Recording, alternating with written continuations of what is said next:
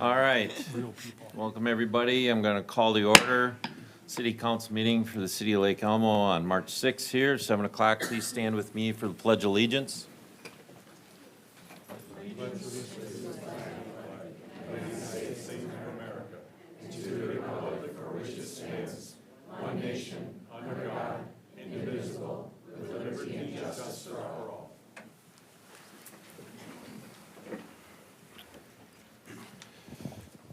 Just in case there are people that are in the audience and want to speak about something that's not on the agenda in the public comments or inquiries, or if they'd like to speak on something that is on the regular agenda, there are sheets in the back that you can fill out with your name, which item you want to discuss, and please hand it to City Clerk Julie Johnson. They're just to that side of the doors. My right, your left. All right. So item number B is approval of the agenda we have before us tonight. I'll entertain a motion. So moved. Can I get a second? Second. Have a motion by Councilmember Holtz, second by Councilmember Hearn. All those in favor, please signify by saying aye. Aye. Agenda is approved for this evening's meeting. Next on the agenda, we have approval of minutes for the February 6th, 2024 regular meeting, February 13th, 2024 workshop and special meeting, and the February 20th, 24 regular meeting. I'll entertain a motion to approve those minutes as referenced. Motion to approve these 3 minutes. Second. Motion by Councilmember Holtz, second by Councilmember Hearn. All those in favor, please signify by saying aye. Aye. Thank you. Are there any public comments for anything that's not on the agenda this evening? No, thank you. All right. And we do not have any presentations. So if I could get a volunteer to please read through the consent agenda, I'd appreciate that. I can do that. 2, approve payment disbursements. 3, approve farming lease. 4, approve special event permit for National Night Out. 5, approve CEF Lake Elmo Community Solar Conditional Use Permit Extension, Resolution 2024-026. 6, approve Planning Commission 2024 Work Plan. 7, approve the EDA 2024 Work Plan. 8, accept SHIP grant. 9, accept donation from Lake Elmo Baseball, Resolution 2024-027. 10, approve dispersal of city equipment. 11, approve plans and specifications and order advertisement for bids for 2024 street and utility improvements. Thank you, Councilmember Holtz. Can I get a motion to approve the consent agenda, please? So move. Can I get a second? Second. I'm going to call the question. All those in favor, approval of the consent agenda, please signify by saying aye. Aye. Thank you. Consent agenda is approved. Moving right along into our regular agenda, we will have Chief Kalis give us the Lake Elmo Fire Department annual report.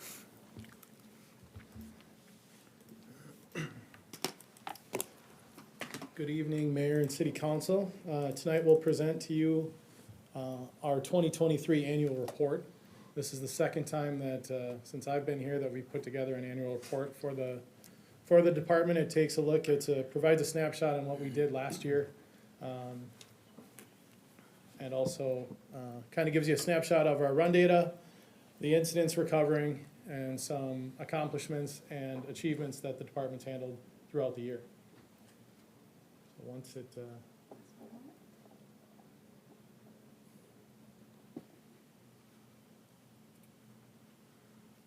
No pressure, but you have the largest audience that we've had in 2 months. yeah, that's good.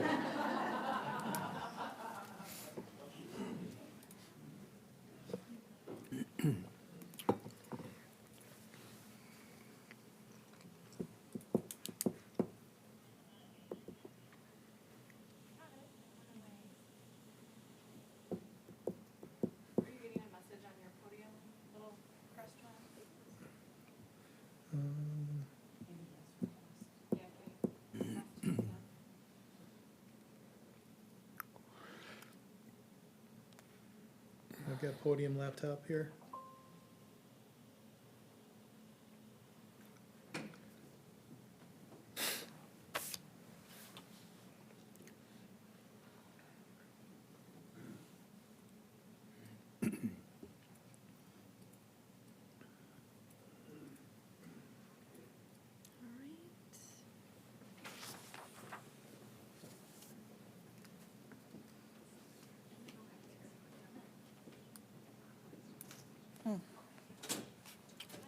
Well, as we work on this, I can kind of fill you in on how we get to the information that we've got on the slides that are before you.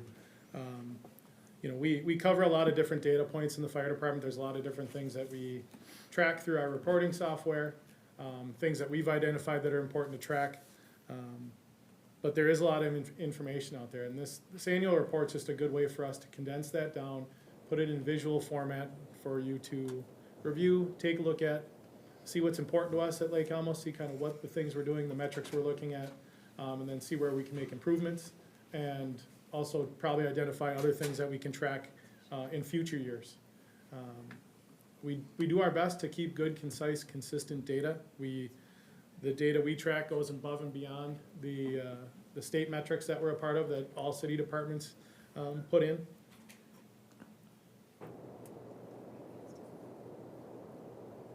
But there's a lot of information there, so, do you have the report on your screens? Okay.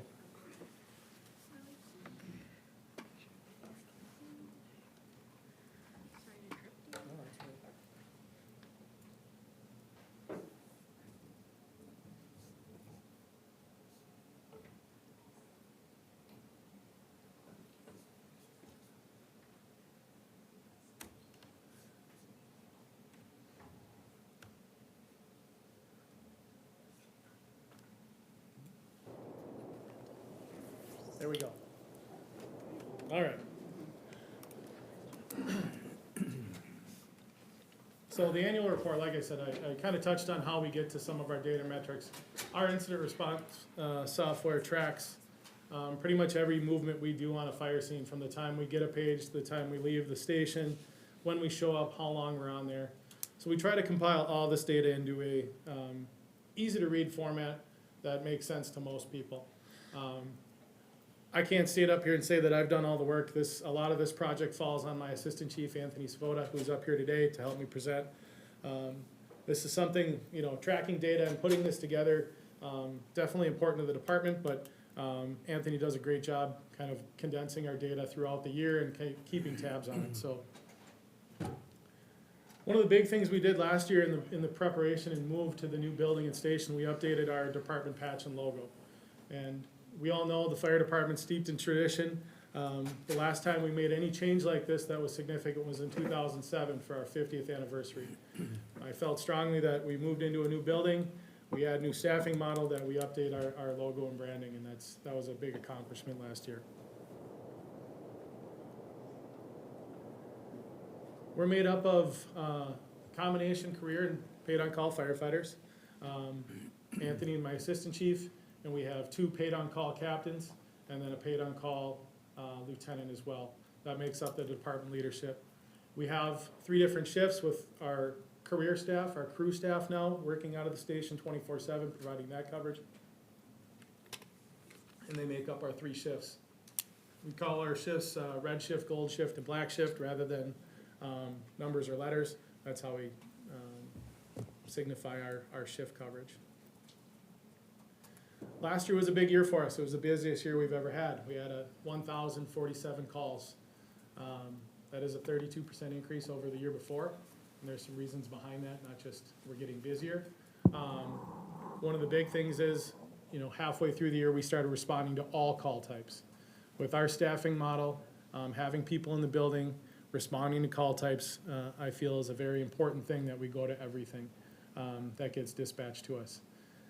We're starting to see numbers when you talk about lift assist, that if an individual calls for a lift assist at the hospital, their return rates are, they're gonna show up to the hospital within a week or two, 30% of the time after that initial fall. So we wanna be able to get ahead of some of these incidents and hopefully help our residents out in that, navigating that early medical realm. So you can see we jumped up from last year's total from 791 to 1047 this year. And the brunt of our responses are EMS based.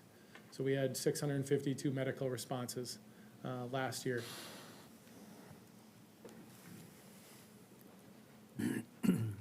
Where are our calls coming from? I think this heat map's kind of a telling map of where we're at and what we're seeing with our department growth and where our responses are coming from. You can see in the red, those are our busiest areas. So we've got the things that stand out the most are Highway 36 and Lake Elmo Avenue with 67 separate incidents to that area. Our downtown Old Village area, which includes Arbor Glen and the fields of Arbor Glen, 259 incidents. Cimarron Oakland Middle School area, 154 incidents. Park Reserve accounted for 25 incidents, and usually those require some of our specialized equipment, ATV. We're off the trails. We're trying to find people that are off the beaten path in the Park Reserve there. Hudson Boulevard is a hot spot for us now with all our development to the south end of town, 287 incidents down there. And then the Tri-Lakes area, 114 incidents. So you can see as we grow and develop, obviously we get more people, we put more things in place, our calls continue to increase in those areas. But this is just a good kind of visual representation of where our calls are kind of happening in the city. Anything to add to that? I'll let you touch on some of these. So next up, we decided to break our call types out based on the type of response that we're having. And so the screen you're looking at now focuses on our fire suppression call incidents. Fires remain relatively low in our city. That's not our primary response that we have. But they are significant when they happen. And so last year we had 47 fires and 1 explosion in our city. Fires meaning that we use suppression equipment or extinguished a fire. Explosion's pretty self-explanatory. On this screen, structure fire is significant at 19. Our rescue operations, so with the network of through highways, state and county in our city, 55-mile-per-hour roads, we do have a significant number of car accidents as well as other rescues. So motor vehicle accidents accounted for 64 of our 74 total rescue calls last year.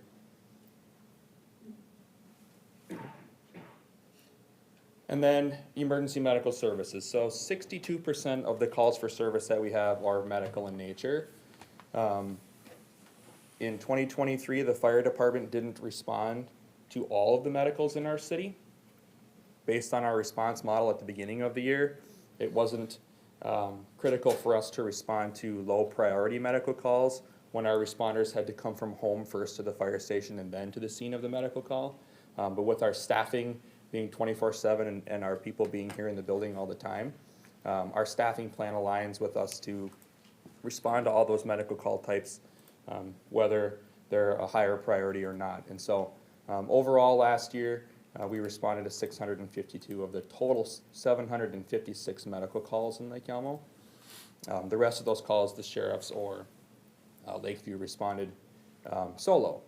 And then the other chart on the screen shows our top 5 medical incidents for last year, with fall being number 1, and you can see the rest there. Continuing on with EMS, our Washington County Dispatch Center categorizes our medical calls on a level basis, with level 1 being the highest priority or the most life-threatening, level 2 being still high priority but maybe not life-threatening, and then level 3 being non-life-threatening when it comes to the type of medical that a person may be experiencing. And so the highlight with this screen shows that we responded to 528 level 1 or high priority medical incidents in our city last year. And the chart on the bottom is equally important, and it shows that the fire department arrived before the ambulance to a medical call 83% of the time.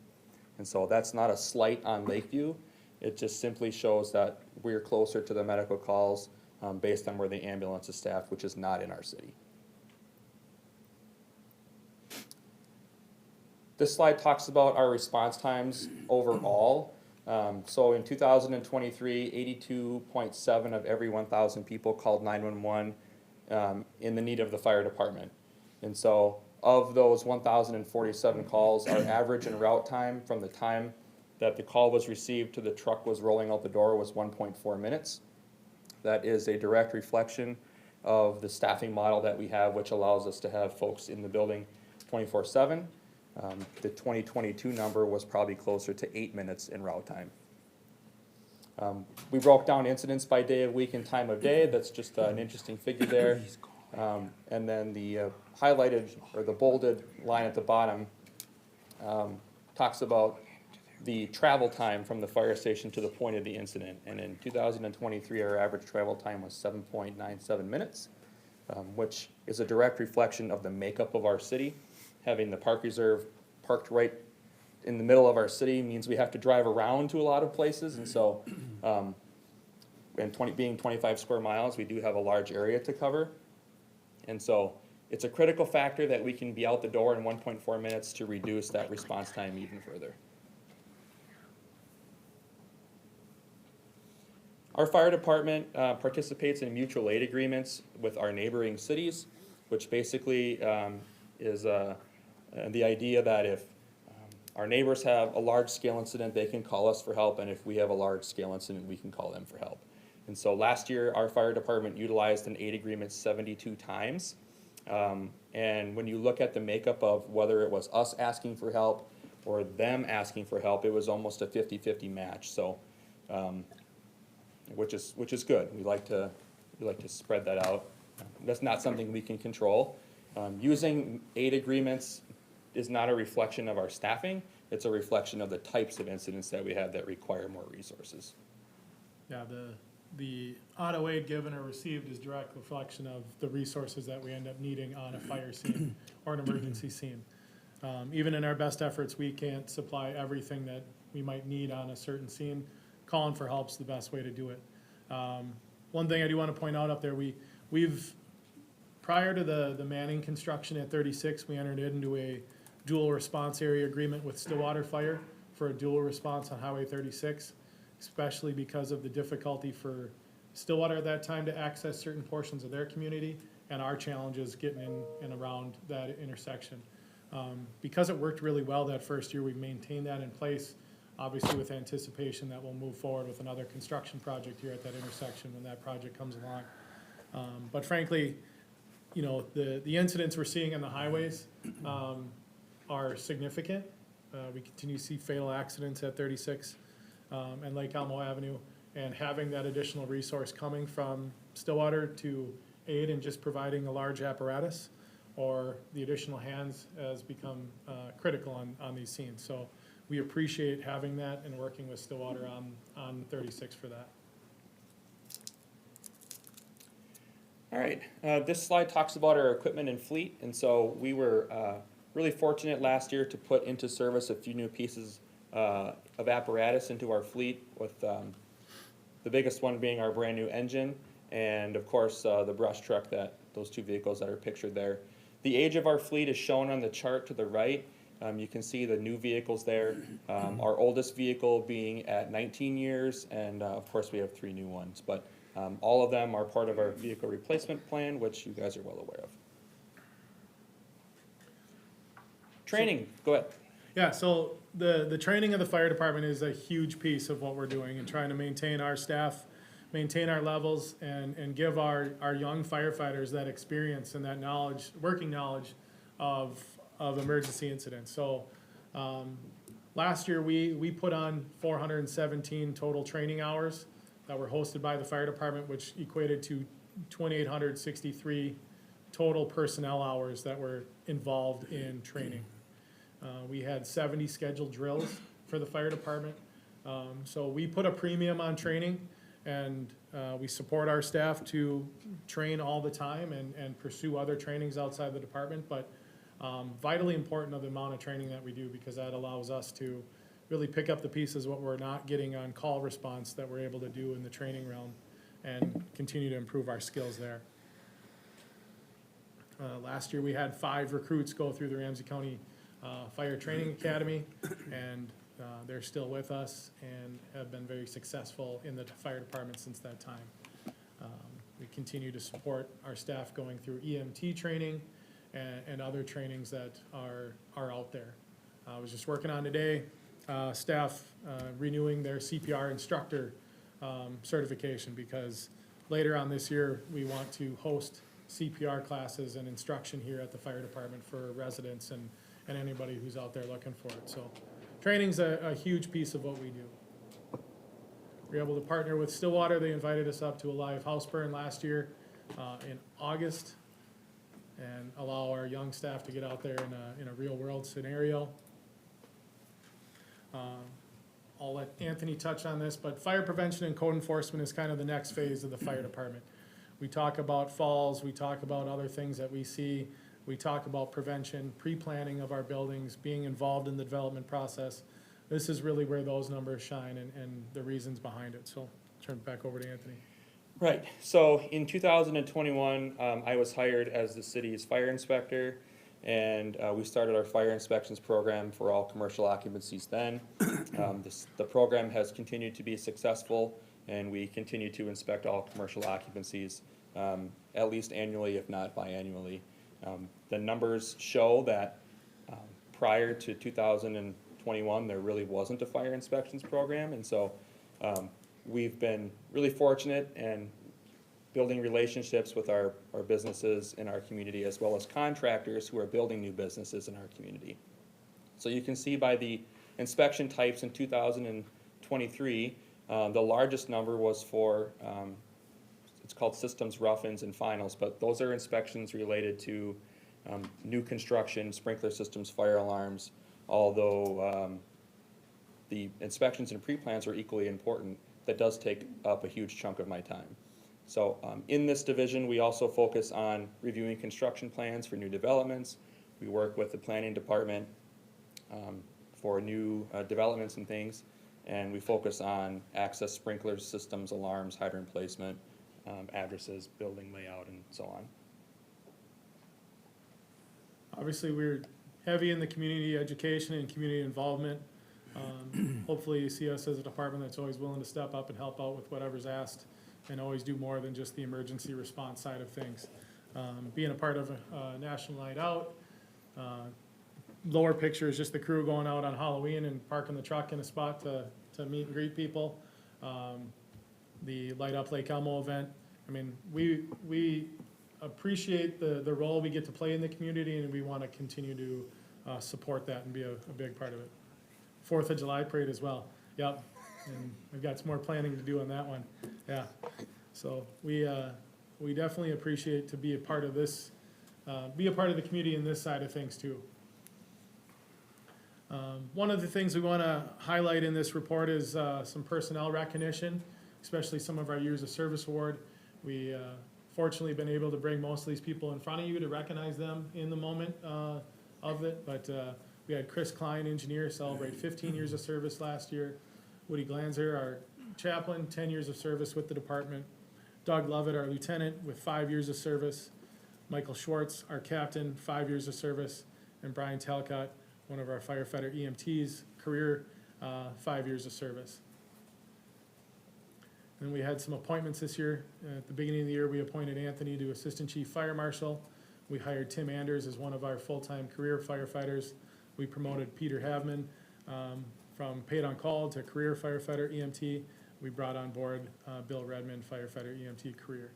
So we're very fortunate to have these guys, and hopefully you see too with the longevity in the service awards, we keep having more and more of those. Hitting those 5 and 10, 15-year marks are incredibly important for us to continue to move forward. These group of guys here were our kind of recruit class from last year. A mix of brand new firefighters to the fire service and a few that have had service before. We're very fortunate for our promoted firefighters who were hired in a probationary status and were promoted to full-time or paid on call firefighter status last year. And just some of our key accomplishments. Obviously, we kicked off our duty crew program where we have paid on call staff on duty in the station. We were able to hold an alumni breakfast for our retirees at the old station before we closed it down and bring a lot of old timers back and hear some stories and get a little more history of the department one last time.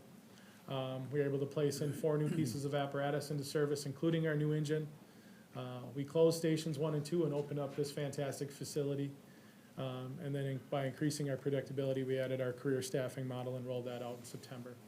And then again, continue to utilize our paid on-call staffing for backfill of our career staff. What's ahead for us in 2024? We're due to replace our Rush 2 with a utility-type vehicle. We'll continue to make updates to our equipment, which includes gear washing and our PPE washing and care facilities. We're looking at hosting community CPR and AED classes, put together some community fire extinguisher training to not just our community members, but also our business members. We'll again continue to hold a fire prevention open house later this year. The expansion of our EMS response profile to all medical incidents, which we'll do the entire year of 2024. And then work with our senior housing buildings to see how we can improve our service to them and how we can, bottom line, in anywhere, just keep our residents of Lake Elmo living in their home as long as they can and as safe as they can. When I looked at our number 1 medical call is falls, well, there's some things that we can hopefully work with and partner with other organizations to help our residents on those things. When we're identifying falls, it's not just, oh, I fell. But what's the underlying issue for that? Because we're finding more and more often that there are actual medical reasons for that happening. It wasn't just a one-time thing. So I'd like to continue with partnering with Regions EMS Education on providing some other community programs to help our people age in place. Because I think people came to Lake Elmo for a reason. They want to stay here as long as they can. And we'd like to be partners in that. So with that, that ends our annual report. Stand before you for any questions or comments or things that you're looking for in the future, but hopefully provides a good snapshot of what we've been doing and what we'll continue to do in the future. Any questions for the chief and assistant? Councilmember Holtz? I was gonna say, thank you. So stats show you've had twice as many calls now as you did years ago. You're out the door in under 2 minutes. And for those who are watching, those are investments of your taxes serving your safety. So thank you for the work you've done, and thank you for helping to create those efficiencies, because that's how people's lives are saved. Anyone else have a question? Councilmember Dragisich? I just want to say, I've seen a number of these reports in my experience, and it's a very good, very well-written report with a lot of good information for both the elected officials and the residents. Great, thank you. I guess we're short on questions, we're more on statements. That's all right. Thank you very much for your report, I appreciate that. If that's all, I'll entertain a motion to adopt the 2023 Fire Department Annual Report. So moved. Can I get a second? And I have a second. Discussion. I'll just say, I'll make my discussion here. It's pretty impressive, the group that we have for the city of Lake Elmo and the steps that have been taken, and with the new facility and how it's equipped and how it's running. I can see through the statistics and the sharing of those statistics and explanation of those, that it's working and it's beneficial for the residents here. And I think we all feel a little better knowing, that it takes you less time to get out, that you'll be able to respond in a quicker amount of time, and that, everybody probably has a little bit better chance at safety than maybe they did previously. So, thank you. Councilmember Beckstrom.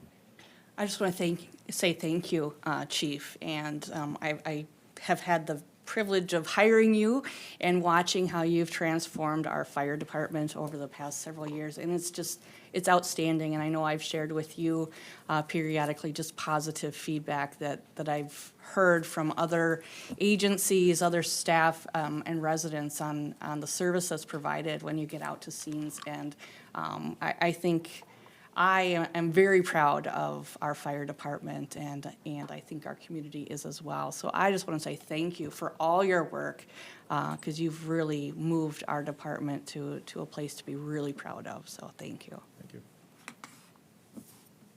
All right, so I'm gonna call the question. All those in favor of the motion to adopt the 2023 Fire Department Annual Report, please signify by saying aye. Aye. Report is hereby adopted. Thank you. Thank you.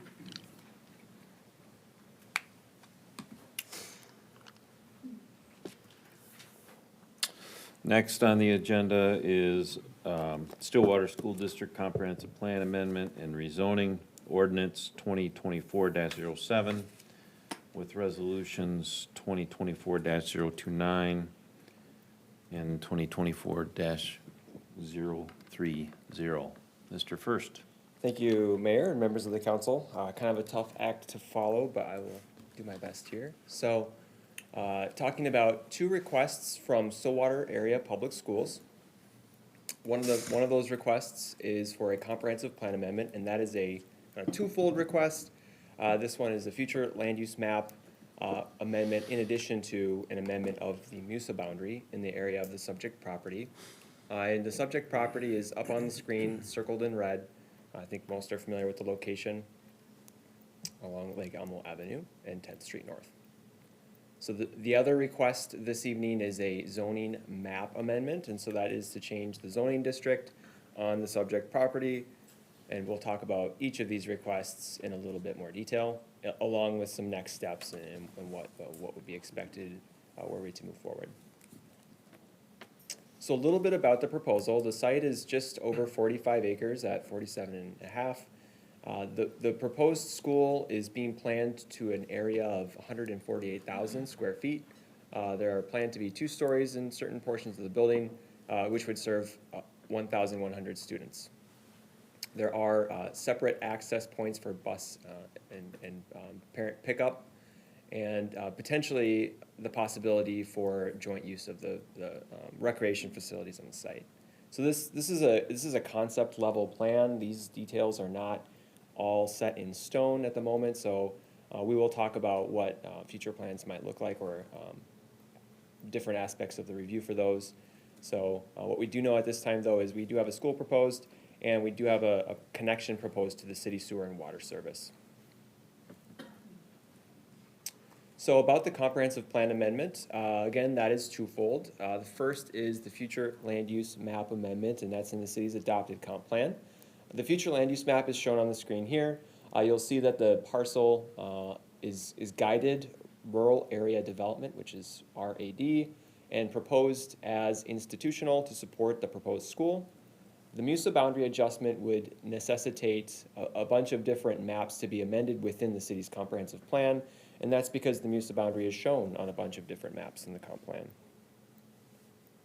So I'll go into each of these in a little bit more detail here. The future land use amendment, again, from RAD to institution, you can see that the institutional future land use category is clearly intended to support public facilities such as schools, while they're not necessarily contemplated by the RAD classification. So that is why the school district is requesting that amendment. And then a little bit about the MUSA adjustment, again, because this MUSA boundary is shown on a number of maps in the comprehensive plan. We are required to amend those. We did work with the Met Council staff to identify which maps needed to get amended. So map 3-2 is up on the left of the screen. That is simply showing the location of the MUSA boundary. And just for anyone who doesn't know what that is, it's the metropolitan urban service area, and that is the Seward area within the community. Map 3-3 is the future land use map, and 3-4 is the future land use map, which is a little bit zoomed in on the south planning area, which is between 94 and 10th Street North.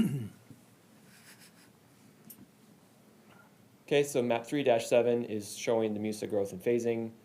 And then we go to map 9-1, and that's in the city's wastewater chapter. So chapter 3 is land use, chapter 9 is wastewater.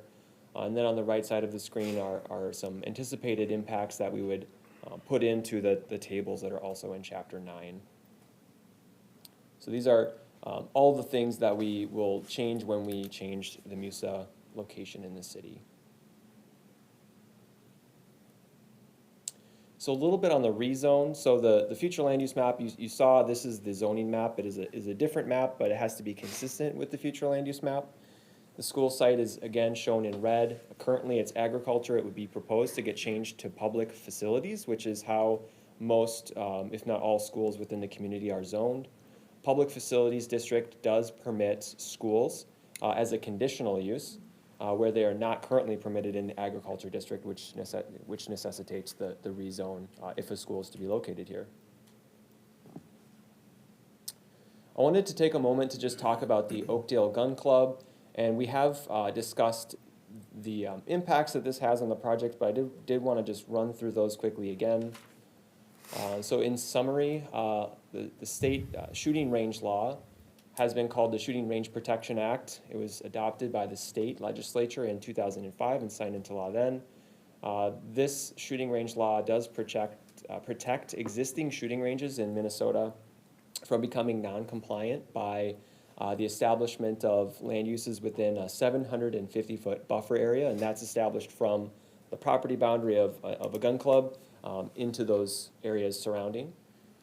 The land uses in the mitigation area, that 750-foot buffer, they're not prohibited necessarily from being established, but they cannot cause a shooting range to become non-compliant with state performance standards. Performance standards from the state are include things like noise. They also include things that are more specific to gun clubs and shooting ranges. So in terms of what the school project, the way that this potentially is impacted by that law, the school district would be responsible for demonstrating the project would not cause the Oakdale Gun Club to become non-compliant. They would be responsible for mitigation or working through whatever we find out. As we get more detailed plans from the school district, we will have a better idea of potentially how they would impact the conformance of the gun club. So the Oakdale Gun Club was approved by a conditional use permit from Lake Elmo in the 1980s. That is currently existing today. Just some other considerations. We've heard a number of comments from the public on some of these things, and I wanted to address that. So there are a number of different elements of the site that will ultimately be reviewed should the school district receive the land use approvals here tonight. They would be required to submit a major subdivision or a preliminary plat application in addition to a conditional use permit for the school. Through that process, we will receive and we will require detailed plans where we can look at conformance with the city's setbacks, bulk standards, et cetera, the building design, landscaping and tree preservation. They'll be required to submit a tree inventory that will be reviewed against the city's policies. Utilities will be reviewed for city standards, et cetera. Traffic and stormwater will also be reviewed. So the applications were routed through the city's review staff. The city engineer provided a memo that is attached to the report. A couple key items that I identified. There would be a traffic study required to understand the impacts of the school site on the surrounding street network. Trails, turn lane improvements, utility easements, et cetera, would be required, as this would be a development that has to provide those improvements. There are challenges with PFAS in private wells within the city, and so connection to the city's public water supply is recommended. And of course, the MUSA extension will be required for sewer service. City's fire chief also provided a memo attached to the report. 2 access points would be required for this site to meet those requirements for emergency services, in addition to some other comments like sprinkling. We did receive comments as well from Washington County, Valley Branch Watershed District, and we've worked with the Met Council on understanding what requirements there are for this process. So a public hearing was held at the city's planning commission meeting on February 12th. We got a couple comments from folks that were in attendance, and we also did receive some written comments from, we have gotten one just today and one previously. Generally speaking, we've heard comments to the effect of proximity of the gun range, concerns about screening or tree mitigation, traffic impacts, et cetera. So staff recommendation, staff did recommend to the city's planning commission an approval of the requests, given that they were generally consistent with the goals that are identified in the city's comprehensive plan. And we can go into some of the proposed findings if the council wants, but they are in the staff report. The planning commission discussed the item, held the public hearing, and they did end up recommending a denial to the city council. Their findings are also in the staff report. So that takes me to the staff recommendation. Again, the planning commission did recommend denial after city staff recommended an approval. Comprehensive plan amendments, very importantly, require a 4/5 vote for an approval. At this point, we are still within the 60-day period of the 60-day review, so an extension letter has not yet been sent to the applicant. And the options for the city council at this time would be to approve the requests, deny the requests. Conditional approval is not suggested in this case, and we can get into that if you have questions. And an extension is also not suggested at this time. I do have some example motions you might make depending on which way the city council would like to go. But that is all I have formally prepared for you. If you have questions for me, I'm happy to take those, but I'd also note that the city, the Stillwater Public Schools does have representatives here that I'd like to share, I'm sure, some information with you about their proposal as well. So happy to take questions. Any questions for Mr. First before we hear from the applicant? Councilmember Beckstrom? So, in your recommendations or in the plan, you indicated that the request is generally consistent with the comp plan goals. I've reviewed the comp plan extensively over the past several months, all 900 and some pages of it. And I'd like to better understand the perspective that it is consistent with the goals, because I'm not sure that's how I interpret this request against the comp plan. So could you just speak to maybe the sections in the comp plan that are consistent with the direction we want to go on this parcel? Sure. So I'm not going to have a specific goal to provide you with, like, you know, which one. Of course, that is something that staff can do. We can provide you with a list of the goals and an assessment of that if that's what the council will be looking for. Generally speaking, my review as staff of the goals in the comprehensive plan, you know, the city is broadly looking to support its residents with amenities that are needed by the community, and so very generally speaking, that is really the kind of why that statement was provided to the Planning Commission and to the City Council. Couple follow-up Yeah, questions. go ahead. So, so I do have some of the goals that are listed in the comp plan that I found to be maybe in conflict with this. Are we asking a question or are we discussing? Yes, I am asking a question. Can I get my question out, please? How is your perspective, or how is it consistent with the future land use goal number 1, to work with residents, developers, landowners, and other stakeholders through the development process and require, in bold, development that is consistent with the future land use plan? What you're asking to be rezoned and changed is not the future plan for that parcel. So how does that goal meet Sure. the intent? Yeah, so when the school came in with their subject property in mind, staff, you know, like any development, would work with the proponent of the project to help them understand what the process is for review. And so we identified that with their proposal, the current land use guidance wasn't really working. It's our rural area development. And so with their proposed use, the institutional future land use classification did make more sense for what they're proposing. And so that was what staff helped them to identify, and we have now gotten a request from the school to have a future land use classification that's consistent with the proposed land use. And so in So it's that driven manner- by the developer asking for it versus our comp plan? Because we've had developers ask about that parcel to develop it, and we've denied because there's no MUSA. Sure, and this is I'll remind, the council that this is a legislative decision that the city has. You're making policy. So, obviously staff can defer to the city council on that regard. I'm just trying to understand, because you're saying this request is generally consistent with our comp plan goals, but again, I've got several goals listed here from our comp plan that actually are in conflict with this request. And so I'm just trying to understand specifically Sure. how we can make the statement this is consistent with our comp plan when it clearly is not with a number of the goals in our comp plan. The future land use classification would change with the proposal, and it's not unheard of or completely inconsistent with how the city has reviewed other developments. Other developments have had to go through a similar process to have whatever the future land use classification is that is consistent with their land use.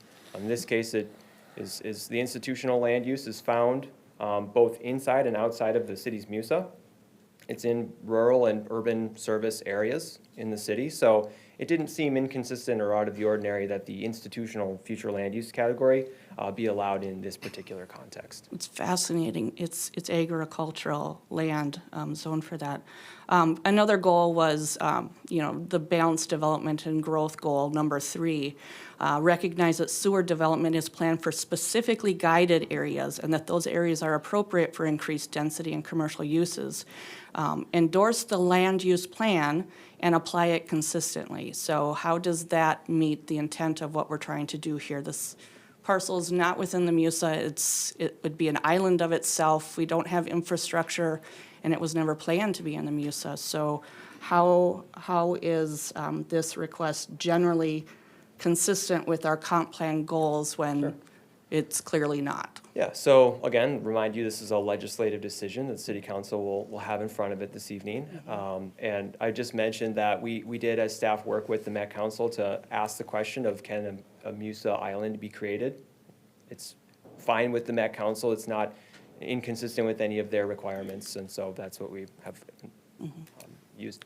So I understand this is a late legislative decision, but you're recommending we approve this and with the guise that is generally consistent with our comp plan, and so we look to you for expertise on that. And so I'm concerned because I'm not finding that it's generally consistent with our comp plan. I think another goal is our character and governance goal number 2, which to create a gateway into the community that protects the character of the community. 10th Street is essentially the dividing line between our two community designations of emerging suburban edge and rural residential.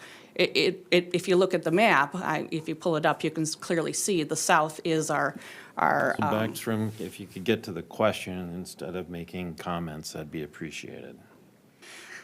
Yes, Mayor, happy to. As I asked early on, how is it consistent with the balanced development and growth goal number 3, as I was outlining how that goal is not consistent with the way that it is designed. 10th Street is the dividing line. So how is putting a school, zoning it institutional, keeping the gateway to our community, protecting the character of our community when it's residential? How is that generally consistent? One of the things in comp plan in section number 4, it basically states that accessibility and high-quality neighborhoods and schools are important to the city. That seems to be a goal of the city. I think everybody would agree that each municipality has an obligation to provide space and infrastructure for schools. That's part of what makes a city And we have that listed 3 different spots. Thank you, Administrator. I wasn't asking the question to you, and I do agree, we do need schools. What I'm asking is, specific to this parcel of land, we're saying that it's generally consistent with our comp plan goals. And yes, we do call out schools. However, we also call out the need to protect our rural residents, our rural community. That is clearly laid out in our comp plan, and so that's what I'm trying to understand. I see this as a rural residential area to be protected, but we're being told it's consistent with our comp plan, which conflicts with what I'm seeing in the comp plan. So I can end my questions there since I don't appear to be getting anywhere. I have a follow-up question. You have a follow-up question, Councilmember Holt? Thank you for that report. Just to clarify, since MUSA did come up, can you remind us, we have amended our MUSA multiple times to bail out several neighborhoods. And as I recall, in every instance, that was not something that was in our comp plan, but we had to amend it. Can you just remind us all the neighborhoods that we have changed the comp plan for where it served the public good? I don't know that I have a list prepared for those either, but I would say that there are circumstances that have occurred where, community or specific residences have had failed septics and they've had to connect and neighborhoods have had to be brought in. Yeah. And so the MUSA has been extended in those circumstances, I do know. I guess maybe, Jack, can you remind me, because it's, Certainly, Councilmember Holtz, we've expanded the MUSA based on failing sewer systems in Heritage Farms, Hamlet on Sunfish Lake, and Tapestry. and in every one of those instances, it wasn't even hypothesized in the comp plan that it would go to those neighborhoods yet, as I It recall. depends which version. Hamlet on Sunfish Lake received a consent order in 2007, so it was planned after they failed in 2007. So you have a version of a 2010 comp plan, so it was changed in anticipation. Correct. for But it. in the case of Tapestry and Heritage Farms, that was, No, they came after the petitions. all right. Thank you for that. We also had one up by the Tri-Lake area as a neighborhood that we brought into the MUSA for, how many homes was that? Correct, there was a 14, 15 homes that we connected to Oakdale Sewer along Olson Lake Road. Thank you. Councilmember Beckstrom? Are we bailing out any failing septic systems with this parcel of land? There's not a septic system on the property.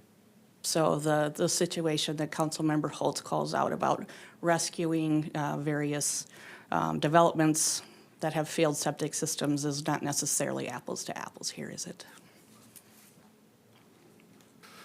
Is that a question for staff or for me? You want to answer? Go ahead.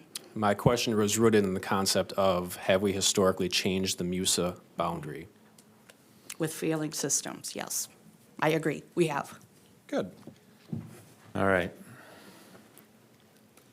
I'm going to cap that back and forth right now. This is going to, you're going to keep Oh the my decorum goodness. in the meeting. And we're going to be respectful of each other. I think we were. And my apologies And for saying good. That's on me. Any further questions for staff? Okay, if the applicant would like to speak at this time, I'd love to hear it. Mayor Cadenhead, council members, I'm Mike Funk. I'm the superintendent of Stillwater Area Public School District, and I would like to thank you for this opportunity tonight to consider our proposal in front of you. I'm going to be pretty brief, and Mark will talk after me here, but, I think just a few short points here. One, our school district, the Lake Elmo community, has had an elementary school within the community for over 100 years. And we would like to maintain a presence in Lake Elmo for 100 years more.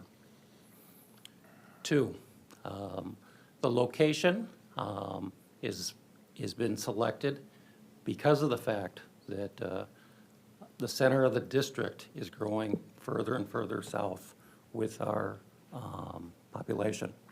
And as Mark will probably attest here in a few minutes, the center of Stillwater Area Public Schools used to be on Highway 36, and now it's moved further south from a population base.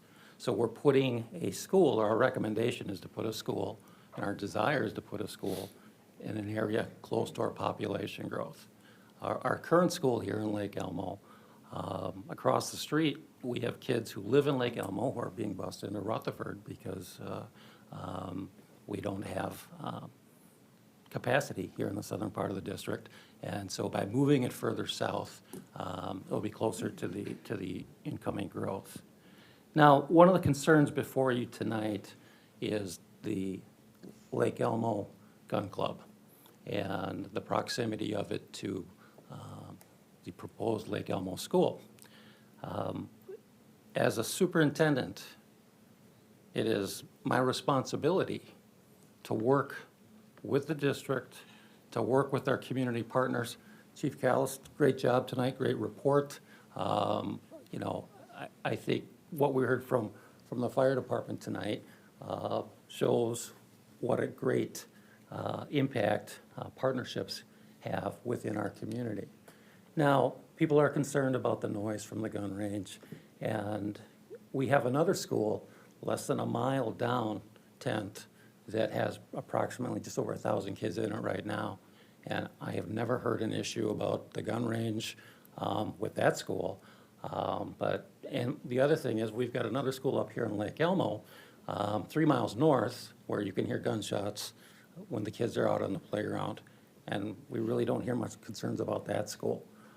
What I do know from my long experience as a superintendent is when we propose to build something somewhere, there are going to be concerns about it, whether it's a pond or whether, as I heard in Bayport, you know, earlier this fall, proximity to a prison. People are going to be concerned about wherever we build a school. What it's incumbent upon is the school district working with our community partners to keep our kids safe. And we have a long tradition of doing that here in Lake Elmo. And we're also working with individuals who are experts at building schools and keeping our kids safe, and we will be working with them every step of the way. So I just wanted to thank you for this opportunity to come before you tonight, and looking forward to hearing more of the discussion. Thanks. Thank you, Superintendent Funk. Mark Drummer, Rosen, Stillwater School District. Two things I just want to touch on from the Planning Commission that we met last month. The first one Dr. Funk talked a little bit about was selection criteria for the site, as well as process that we use for exploring other options. So as we set out to look at sites, there's a couple things that we looked at. The first one, as he kind of touched about, is aligning our sites to where our kids are. I'm a Stillwater grad. When I was a kid, Highway 36 was kind of the dividing line. Half the kids live north, half the kids live south. I grew up in Croywood. For those of you who are familiar where Croywood is, when I was at Croywood, I went to Lily Lake. But my middle school, or junior high back then, was Oakland. So you can kind of think we're now, as a Croywood kid, I was zoned for Oakland because that many kids lived north of Croywood to fill up Stillwater Junior High, that Croywood came down to Oakland. Now, over the past year since I've been out of school, that line, that dividing point has kind of moved farther and farther and farther south. And so before it was 36, right now it's just above 94. Where think about that, our district is very long, and the halfway point of so many kids live, half live above, half live below, is Highway 94. Now with that, we want to try to find a school that is located where our students are. And just like as a classroom, we want to meet the kids, the needs of all our kids. We want to meet the needs from a school location where our kids are. And it has changed. Lake Elmo's been there for 100 years, and the location of where our kids coming from has changed in the last 100 years. So we want to make the school accessible to the majority of our kids. That's why we look for a school that's farther south. The other part is we look for land, and we want to look about 30 acres. And now MDE has guidelines, and they're not set in stone because there's some rural areas that just can't do it. But they recommend guidelines for size of schools. So they start out with kind of 10 to 15 acres as your base. So you start at 10 to 15 acres, and then for every 100 kids that you have, you want to add an acre to that. So looking at our site, we're starting at 10 to 15 acres. There's about 1,100 kids, so you're now adding 11 onto that. So about 21 to 26 acre site, that's what we're looking for. So anything less than 20 acres was just off the table because it's not size big enough. And we run into some constraints that we have right now with our current site, with parking, with traffic, with accessibility, all those sorts of things. So we now to find a site that's around 25 acres or more. So that kind of limited us as well. The other part is your policy ordinance has a unique clause in there that the schools must be located off a major road. So it can't be tucked away back in a neighborhood, and we're not talking, Highway 94 or 36 or those sorts of things. But the attractiveness to this site is actually had two of those major roads that are in your ordinance. One is 10th Street, and the other one's Lake Elmo Avenue. So as we met and looked around that criteria, that site checked off a lot of those boxes. Now, also, as we got into looking at other options we explored, and I'm not going to get into specifics for numerous reasons. One is some of those individuals don't want their names here in a public forum. Some of them didn't know we were actually talking about their sites. But as we went through the other sites, we eliminated them for numerous reasons. One was eliminated just with water issues. It was in the plume, and it was just an area that had water issues that we did not want to build on. Another one was in a different density area that would affect the density numbers for your city ordinances and policies. Another one was cost prohibitive. Another one had possible soil issues within the ground. Some of the land size wasn't big enough. And as we went through, and these are conversations we had with the city and saying, what about this, what about that? Those are factors that we took into consideration as we looked at our sites and kind of where we ended up to where we are today of looking at that site on the corner of 10th Street and Lake Elmo Avenue. So just want to provide a little bit of background and kind of why, from our perspective, we ended up where we did. So with that, Dr. Funk and I will be here to answer any questions that you have. Any questions for Mr. Drummerhausen? Yes, Councilmember Beckstrom. Thank you for that background. I appreciate kind of hearing the journey of where you got to. I think that's the first I've probably heard that. You referenced working with city staff on different sites, and I think even at the Planning Commission, you indicated that the school was directed to the site that you chose. Can you tell me who you worked with on the city to get to that site and throughout the process? I hear city staff and I don't know what that equals. Is that council? Is that folks in the planning department? So again, I'm probably not going to know everybody there, but it was at the time the city administrator. There was members of the planning staff, there was representative from the city council, and there was representative from our district staff there collaborating on and discussing different sites. Follow-up question. Yep. Were there minutes from those meetings? I've asked internally the city to provide me some minutes from those meetings to, again, understand the journey and some of the comments that have been made publicly. I wanted to understand facts. Do you, at the school district, did you take notes or have minutes from any of those meetings that, again, kind of give the journey of how we got to this point? We did not have minutes from those meetings.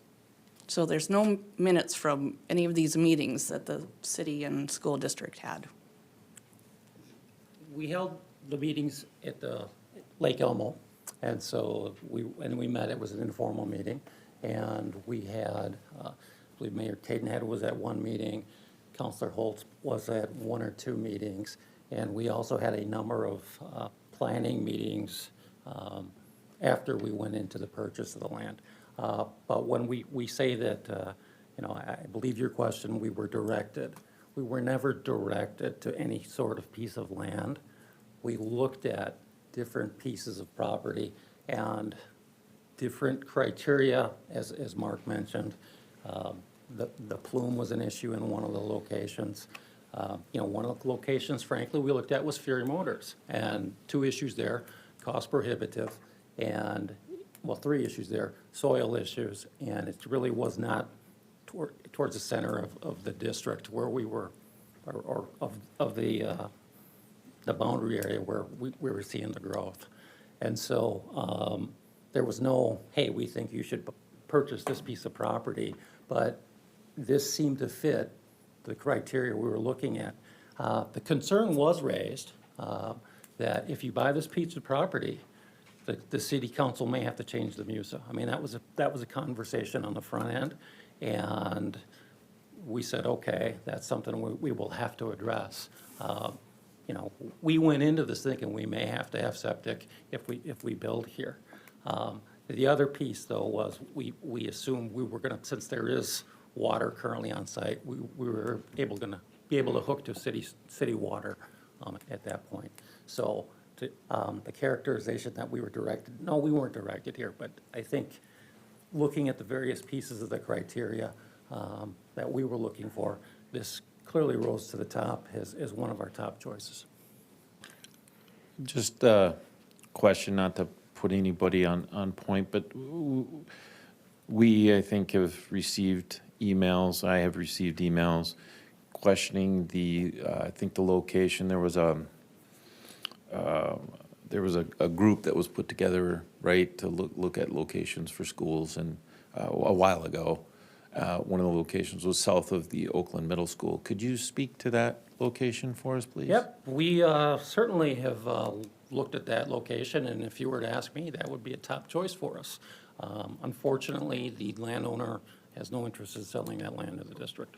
So that's, I mean, and part of the bigger issue here is, you know, there's a lot of development going on in Lake Elmo, and there are a lot of different property owners out there that are selling to developers. So we're in a kind of a bind as far as trying to find a decent piece of property that fits the criteria we're looking at. Thank you. Yep. Any further questions for the applicant?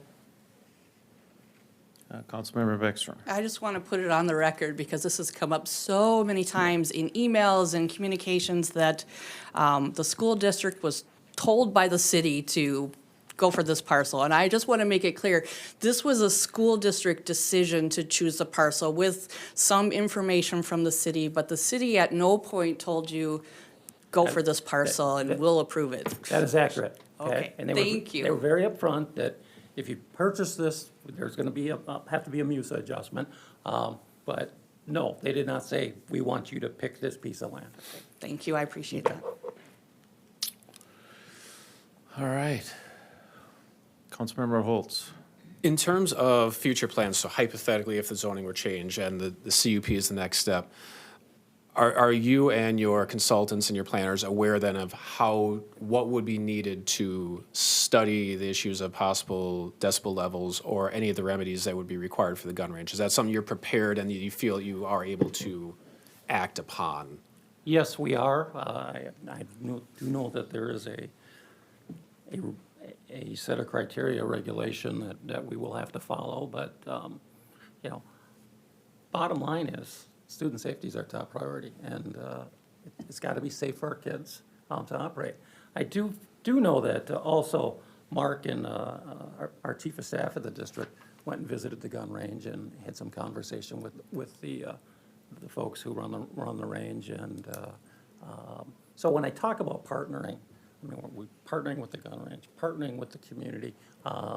We want to be, you know, partners together to be successful for the Lake Elmo and for our students. And I know there was feedback as well from the county in terms of pedestrian access and possible improvements to the intersection. Is the district aware of the federal grants that exist for some of the pedestrian access? Yes, so the Safe to Schools program basically is you can get funding, grants available, safe routes to school, but you gotta have a school in place first. So we won't be able to tap into some of that funding until we have the school. Gotcha. Have there been, last question, have there been any additional statements from the DNR? I know the DNR had indicated to the district that you should, if this were to happen, should hook up to our city water. It's not like they said, just kidding, like that's still the statement from the DNR. Correct. The safest thing for our students is to be, because of the PFAS in the area, is to be on city water. All right, thank you. Yep. Thank you very much. You bet.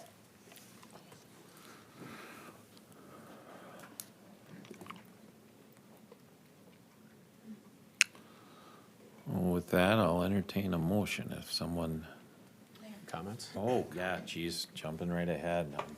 All you guys want to say something. I'm sorry. My apologies. So, public comments, inquiries. Please be mindful if somebody's already said that what you're gonna say, it's been said. Might wanna save everybody some time so they can get home this evening at some point in time. We'll keep comments only at the podium. Please no speaking out in the crowd while somebody else is speaking. We do have a 6-minute limit for public comments, and I will give you a little hand raise if you're approaching that 30-second from the 6-minute mark. If you see me raise my hand, I'm not gonna ask a question. There's no back and forth with the city council while you're speaking, so questions that are asked won't be responded to at this time. However, we will take a note and make sure staff responds to, as you have phone numbers and emails here that we can get back to you on answers. So when I call your name, please approach the podium, state your name and address for the record, please, and we'll go from there. I have Melissa Spalding.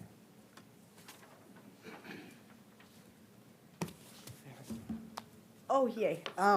So sorry, I'm way out of my comfort zone right now.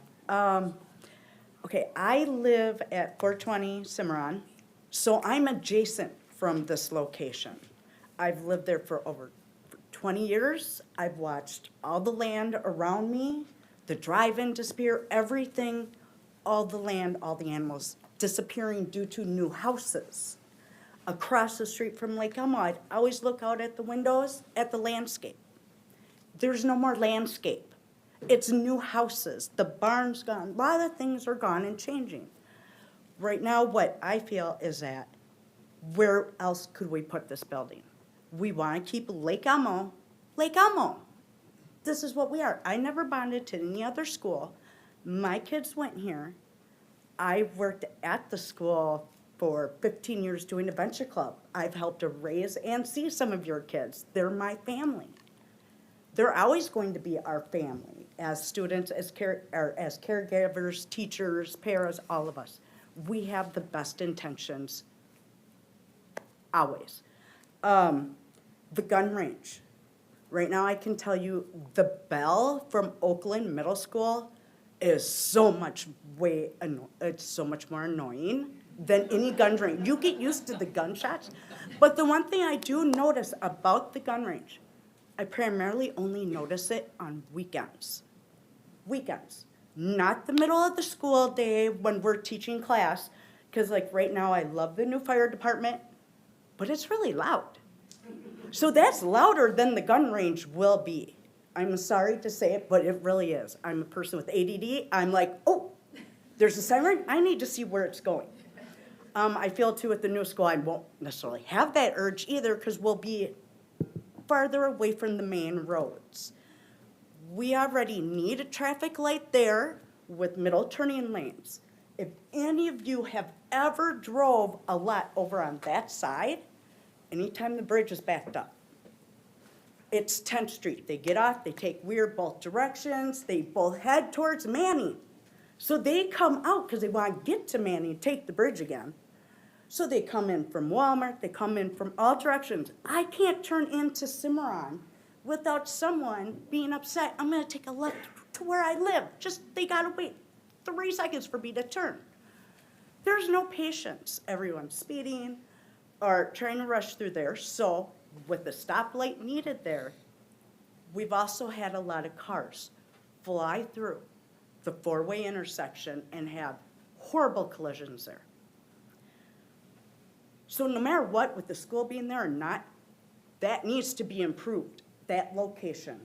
It's very dangerous. This will be better for our environment because we're gonna take up one space of land. And yes, we're gonna have our chemicals, we're gonna have our whatever that might go into the environment. But what's that compared to how many houses can you fit there? Because believe me, if it's not sold for our school or this isn't done for our school, it's gonna be houses. Everything is houses. You know, and I pray to God you're not looking at Cimarron for the residential location because we share land with the Oakland Junior High, because that never should be an option. That is people's homes. We're primarily all Lake Elmo kids. So this is also why I'm advocating for this location, Cimarron has their very own water tower, not hooked up to any city water, so there must be a depth or whatever they do that they could maybe look into their very own water tower, because we don't have those issues. The maintenance take care of our water tower. That is a possibility.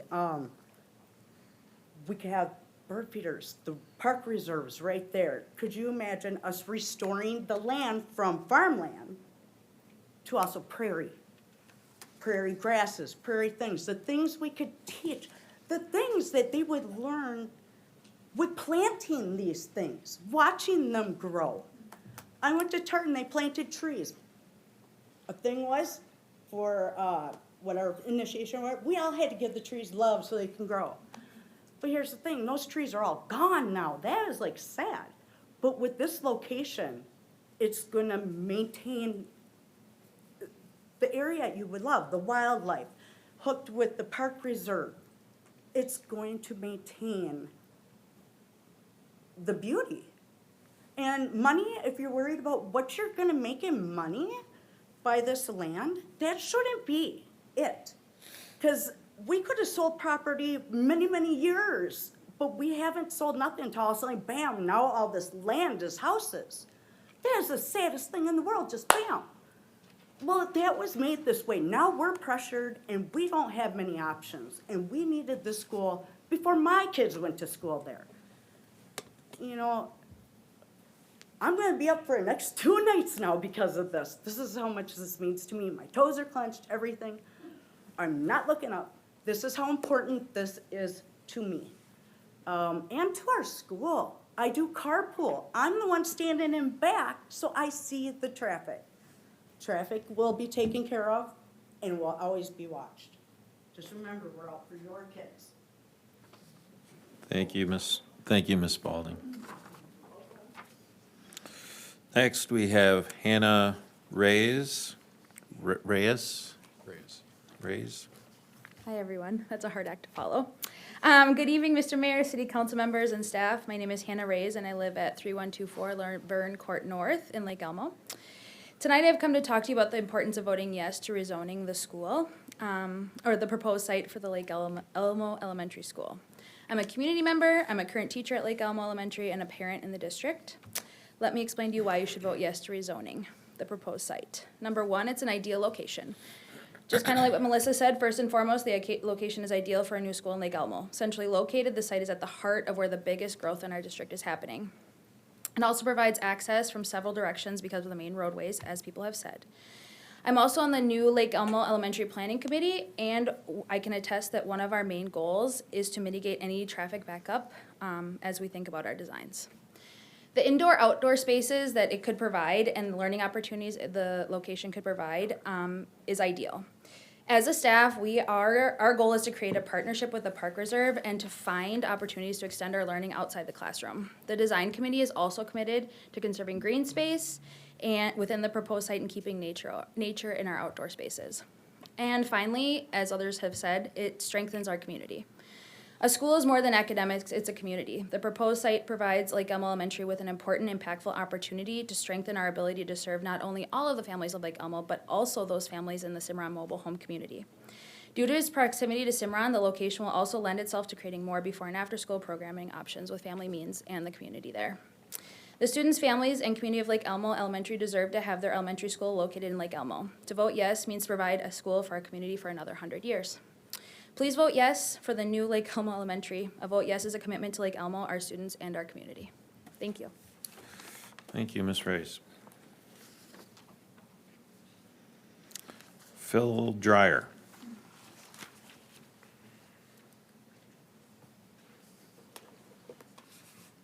My name is Phil Dreyer. I live at 11040 12th Street North.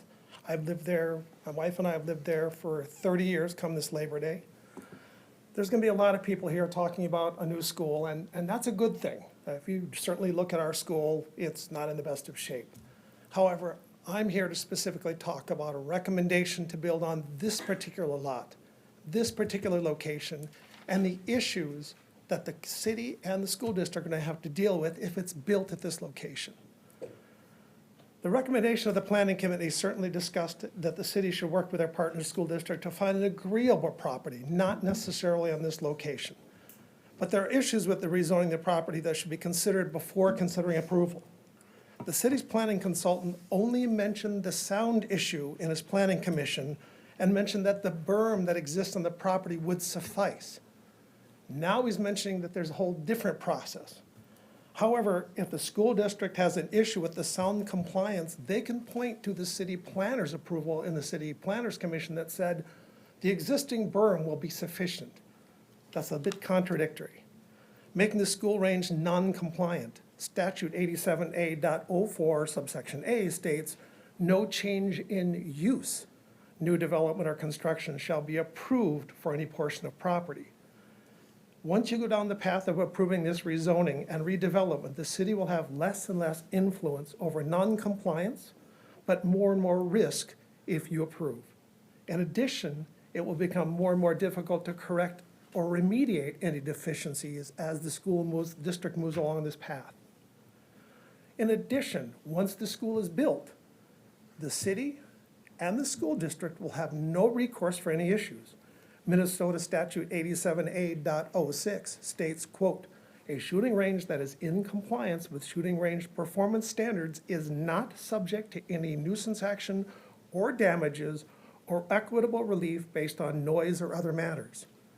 That means children in their formative years that are going to go to this school who may not understand the difference between an active shooter and a gun range shooting, once that's built, it's going to put additional stress on parents and children. And I can tell you, our property is across the street from what's going to be proposed.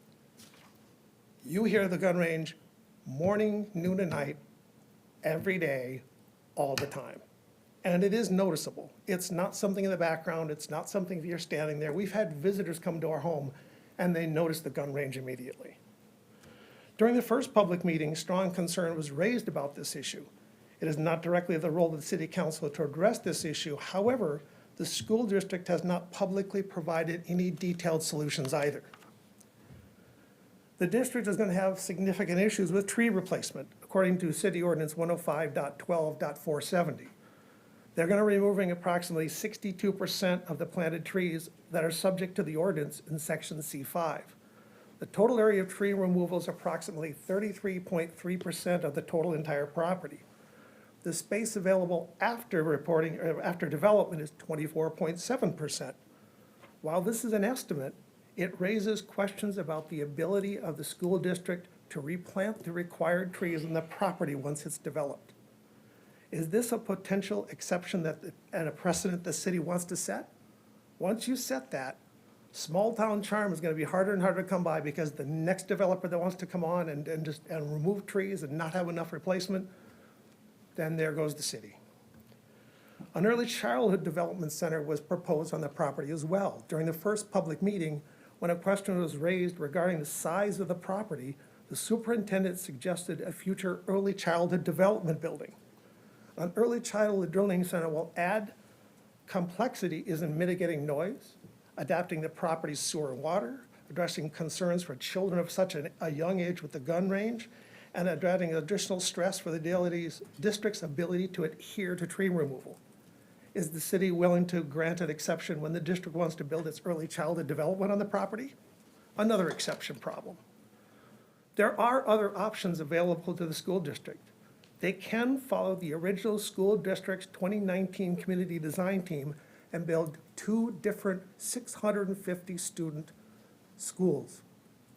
This would ease the burden on, as they mentioned, the MDE guidelines for building one single property for a very large school because they'll have smaller schools. The school district can partner with the city to find these smaller, more suitable tracks and still fulfill its goals of expanding for growth and within the district. The staffing report. Most of these concerns are well documented on page 6 of the city planner's report. Amendment to the city's MUSA, the Goat Gun Club, health and safety issues, public traffic impacts, etc. However, I'm a bit confused on several things that are made in the city planner's report. There was no mentions of the recommendations of the Planning Commission that the city should work with the district on another site within the MUSA. It also mentions, quote, "The request to amend the future land use map to institutional is consistent with the goals established by the comprehensive plan." I'm not going to go down that path because I think it's been already mentioned.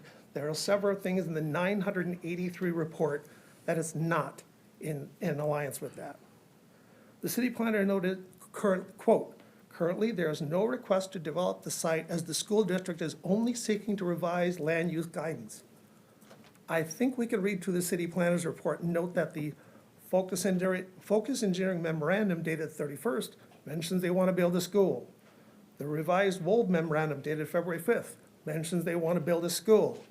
The letter from the Washington County dated February 5th mentions they want to build a school. The city planner's report itself mentions building a school on the property more than 15 times. The Shooting Range Protection Act segment also mentions issues with reviewing the plans in conformity.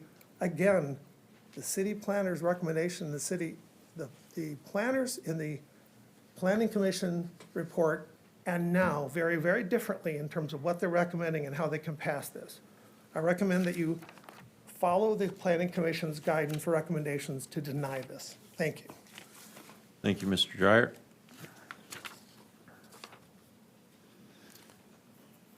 Mary Sue Schrantz.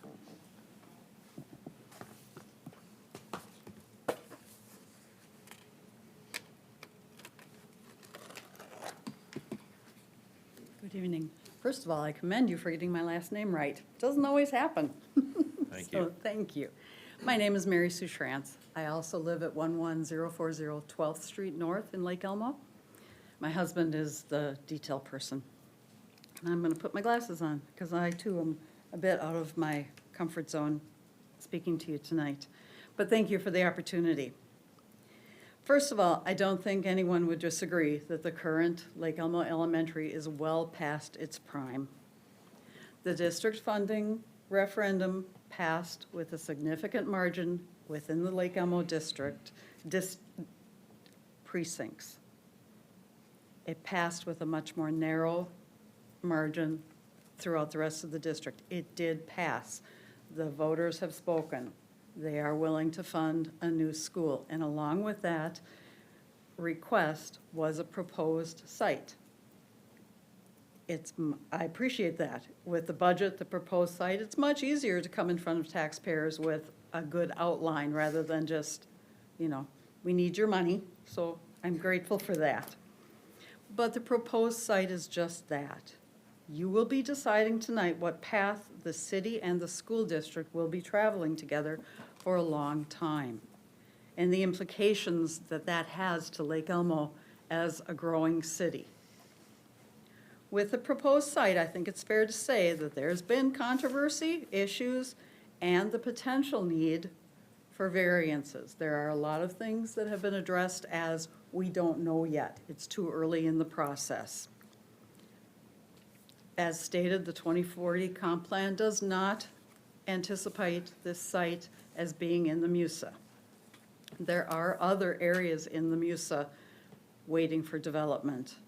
There are existing water issues that the city is facing. And if I listened correctly to the last city council meeting, those are significant already and will continue to be significant as the northern wells are having issues and there are treatment plants that will have to be considered very quickly. So we already have a water issue.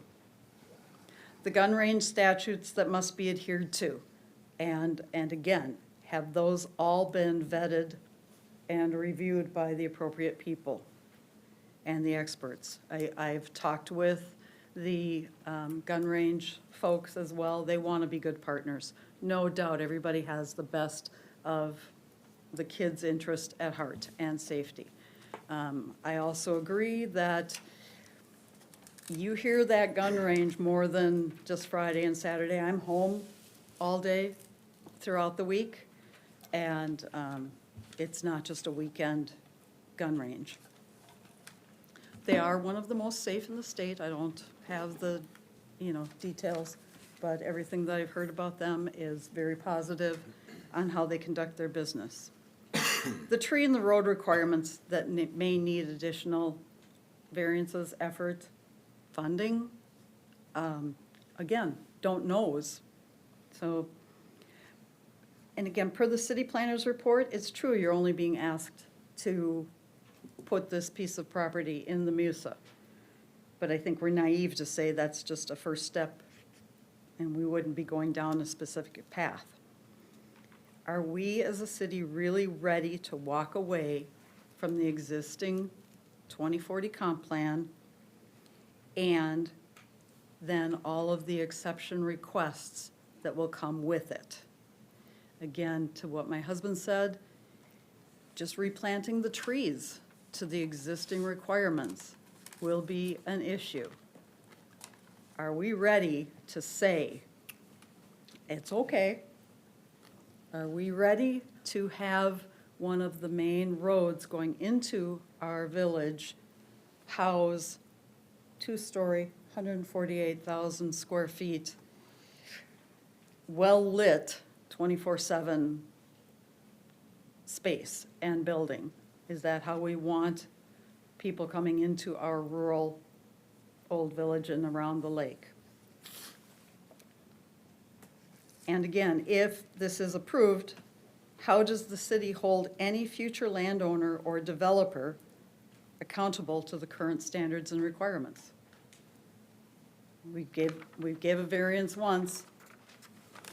Who's going to be second and third in line? After the Planning Commission's vote to recommend that this rezone not be approved, the team discussed their reasons. And I'm guessing you've seen or heard their recommendation to work with the district to find another parcel within the existing MUSA. Sites seem to be available and new ones come along, including the homemade coming soon sign to a 10-acre parcel that is just due west by, I don't know, a couple blocks of the existing school on the Stillwater Boulevard. As the superintendent stated, there's been a 100-year partnership. Good, it's strong. Let's leverage that. So looking elsewhere doesn't need to be anything more than a relatively localized search. Let's work that partnership. I urge you to be mindful of your vote tonight. The path you choose here will have significant long-term effects on how Lake Elmo grows and how we keep our commitment to stay true to the current 2040 comp plan, as written in the introduction. I got a little tired reading to page 983. So the introduction: with growth comes change, and the city must be prepared to capitalize. Sorry to interrupt, but On its your regional. time is up. Ms. Thank you. Schranz. Thank you. Thank you.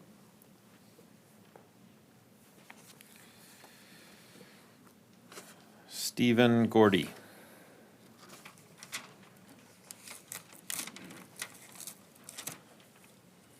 Thank you, Mayor. You're 2 for 2. You got my name right, too. I appreciate that. Good evening, Mayor and City Council members. My name is Stephen Gordy. As the principal of Lake Elmo Elementary School, it feels like I live at 11030 Stillwater Boulevard North, but truthfully, I live in Woodbury on Palisade Path. There's a couple of core items I want to call out in my presentation or my brief comments, this evening. That is community and opportunity. I'm speaking tonight to encourage the council to approve the rezoning of Stillwater Area School District proposed site. I'm here with 11 current staff members to demonstrate our support for this proposal. And also, I think the dedication they have to the work that we do across the field here. It also speaks volumes to the kind of community we have. The community we have where people would show up to support this initiative is seen in the elementary school each and every day. And I'm very proud of that community that we've established. And those of you that have a connection with the school, I think you understand what I'm talking about. That doesn't happen in isolation. That happens because we have a partnership with the different elements in Lake Elmo. Lake Elmo Elementary School has been part of this community for over 100 years. That's an impressive legacy, and I believe a relationship worth investing in. Many of us here tonight are part of the design team. The architects are encouraging us to think about designing a school that will serve our students for the next 100 years. A couple of comments about the site. The central location with Lake Elmo, as it's a central location within Lake Elmo as the population center shifts south. It provides a better location that serves our transportation needs. With an updated carpool space on this site and access to 2 main roads, we anticipate a much improved pickup and drop-off system. The location also cuts down the bus times for our students in the southern part of the community.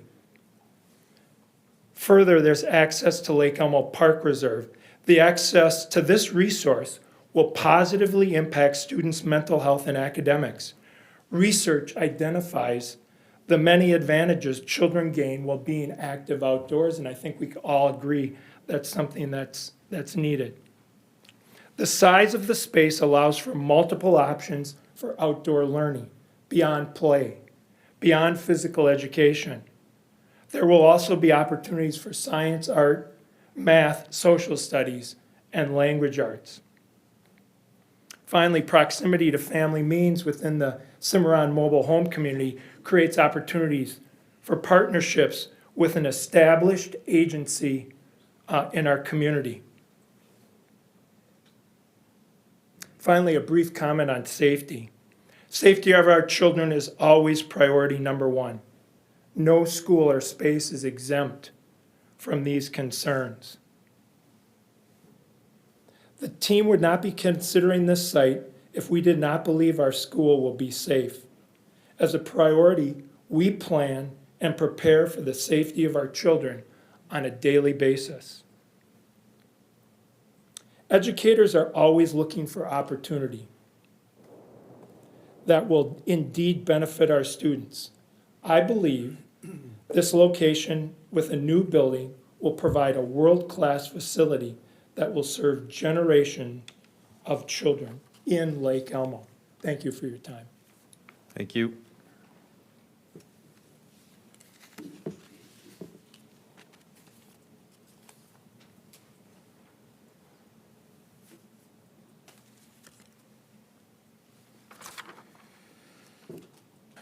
Micah Vries. My name is Micah Vries, 11075 3rd Street North, Lake Elmo. Mr. Mayor, members of the council, thank you for the opportunity to speak here tonight. I'm here today to urge you to vote in favor of the rezoning and comp plan amendment that could allow a new elementary school to be built on the land proposed by the school district. Lake Elmo is the fastest growing city in Minnesota, and because of that, currently Lake Elmo Elementary School is bursting at the seams. This city and school district is in desperate need of a new facility to properly educate and effectively educate the young students of the city. The proposed property is currently zoned rural area development, meaning that it will eventually transition into something other than farmland. I couldn't think of a better use for this land than an elementary school to educate the children of Lake Elmo. To address Councilmember Beckstrom's point of protecting the rural residential character of the area, you already have a gas station, a liquor store, and a taco truck, kitty corner to this parcel, and a gun club directly adjacent. I think the opportunity to protect the rural residential character of the area has passed. The school district has identified the property in question as a desirable location due to the population growth in the southern portion of the city.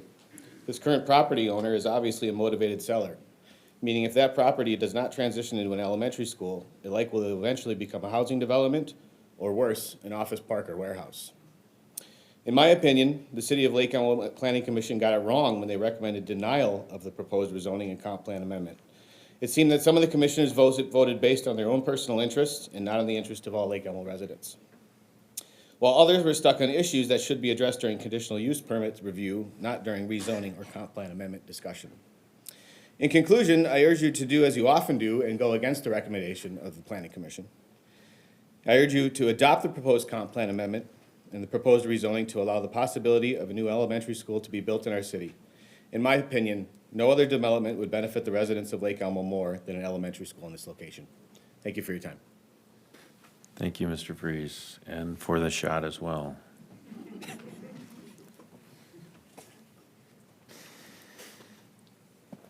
Allison Sherman.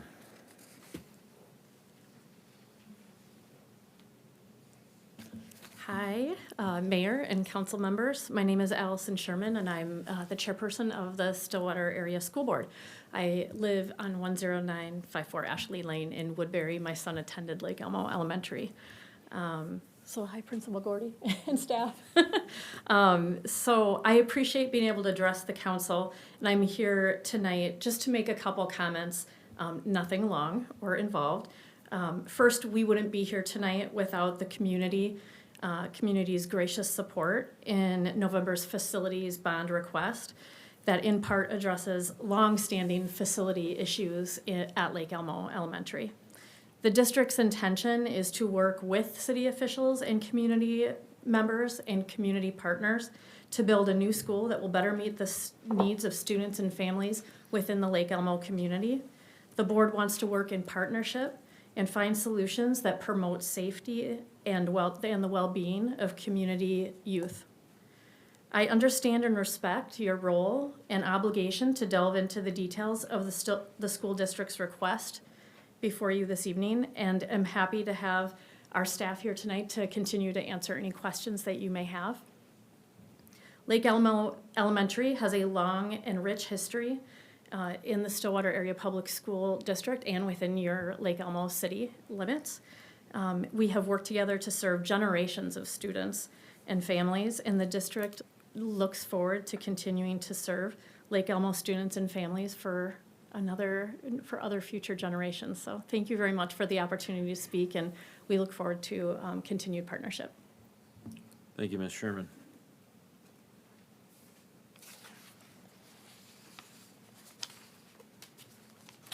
Susie Dunn.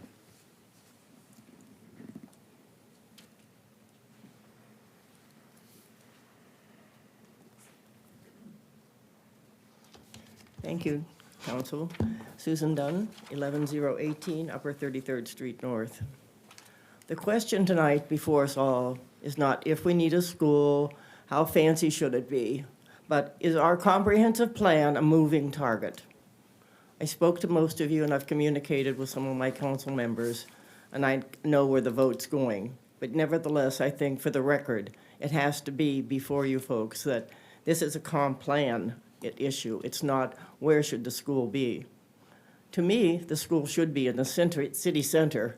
I was not aware that our city center was moving south. To me, it's our businesses, our restaurants, our city center, our fire department, our library, our school. That designates the center of a city, the heart of a city. What's the matter with that? I would like to correct our people from the school district. Yes, there are minutes to the task force. Yes, there were 3 people from the city of Lake Elmo on that task force. They weren't always able to go to every meeting, but at least 1 or 2 of them were. And I appreciate their involvement with that. And a lot of the things have already been said, but I keep saying, I checked with the Met Council. I said, how can these acres, this 40.7 acres, whatever it was, be the only acreage that's available in Lake Elmo for a school? How many acres are in the MUSA? 4,000 acres are in the MUSA right now. We couldn't find 15 acres to 20 acres for the school in the area around the old village. Yep, I'm old, it doesn't much matter. But I do care about our residents. I want the school to be clean and safe and fine. But it isn't about something being sparkly, but it's about education and an environment and where our heart of our city really is. Like I said, I looked at it back again with our current school, and at the first time I met our person and head of our school, welcome. But we are MUSA connected, we have the drop-off. They really worked hard to make that efficient and effective. They have the new playground equipment. Washington County already upgraded at the expense the signal light. The school is the center of the city. should be 12.8 acres. That's what the Department of Education says a school of this size should be. And the highest population count, or pupil count in Lake Elmo was, I think it was 800 in 2017 and 2018, and the proposed pupil count 780 in 2028, 2029. But those are just statistics. But what really matters is our kids. They are our future. We're just here. But they're the ones that really count. We're doing it for them. The proposal was 47 acres at $4.5 million. And once again, the guidelines from the Department of Education, which I think our council member Holtz is part of that, not that knowledgeable group, and they say 10 to 15 usable acres. Why are we way over the usable acres? And like I said, it is a wooded land in there, and I appreciate the comments about the regional park, but a lot of this stuff is being deforested. There's a lot, we're losing a lot of our trees and the forest. Look at Tartan Park, and I mentioned that to the other council member. That's been deforested. The only reason we have any woods at all at the south end of Lake Elmo is because of the DNR. You can't clear cut within so many, I think it's 1,000 feet of a waterway. But anyhow, I did come to the Planning Commission meeting. I heard everybody, and I understood where they're coming from. And it isn't about whether we want or not a school. It is the area. Is that a safe water quantity and quality? All these issues you folks are aware of. Where in the heck are we, and where are we going to be in the future? But quit doing a moving target of the comp plan. And to your one comment, there have been over 10 amendments to the comp plan. So is it a moving target, or are you going to hold fast? Thank you. And I've got my folder here. One other thing before I leave. I got this with a thing from our District 834, and it said they had one community meeting, October 17th, from 6 to 7 at the Early Childhood Education Center. I didn't go to that, but then they had another one in November. It was November 1st, from 6 to 7 at the middle school. I went to that. It wasn't publicized. These questions about what other sites did you investigate? What was the criteria? And nobody would say a word. There wasn't one word at any of these meetings about what's the criteria and where did we look. But thank you for your time. I think you should take the recommendation of the Planning Commission and don't make it another mess like what happened to the Shulkin Farm. Thank you. Thank you, Ms. Dunn.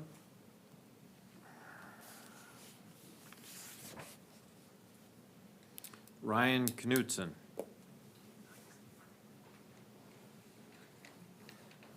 Hey, everybody. My name is Ryan Knutson. I live at 696 James Avenue North in Lake Elmo. I don't have anything really prepared. I kind of just talk off the cuff. I like to talk very plainly. I just want to make it clear to everyone behind the dais what we're voting on, and it is to keep the school in Lake Elmo or not. That's it, right? Money follows the path of least resistance.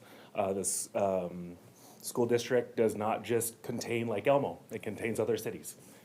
And they will probably go somewhere else if you vote no. So that's it, thank you. Thank you, Mr. Knutson. And last but not least, Cassandra Knutson. I appreciate the not least comment specifically. I'm Cassandra Knutson. I'm at 696 James in Lake Elmo. I've spoken a couple of other times, so I won't reiterate everything that I've said before, but I do support the school being in Lake Elmo at this location. And I want to say that my son will hopefully be a Lake Elmo Elementary School student. I say hopefully because it's in the preschool program, and the preschool program at that school is so popular, there's a lottery for it. And so I just want to say that that speaks to the environment that they've created, that people hear about the program and they want to be a part of it. I got the opportunity to go there the other day, and it's an incredible facility that they have, and I can't imagine what a new school would be like. I want to reiterate that this is the legacy of Lake Elmo that your guys are considering, and that this is while just talking about the comprehensive plan and rezoning is talking about keeping the school in Lake Elmo or moving it somewhere else. And I would just reiterate that we should keep it in Lake Elmo like it has been for 100 years. And that's all I'll say about it. Thank you. Thank you, Ms. Knutson.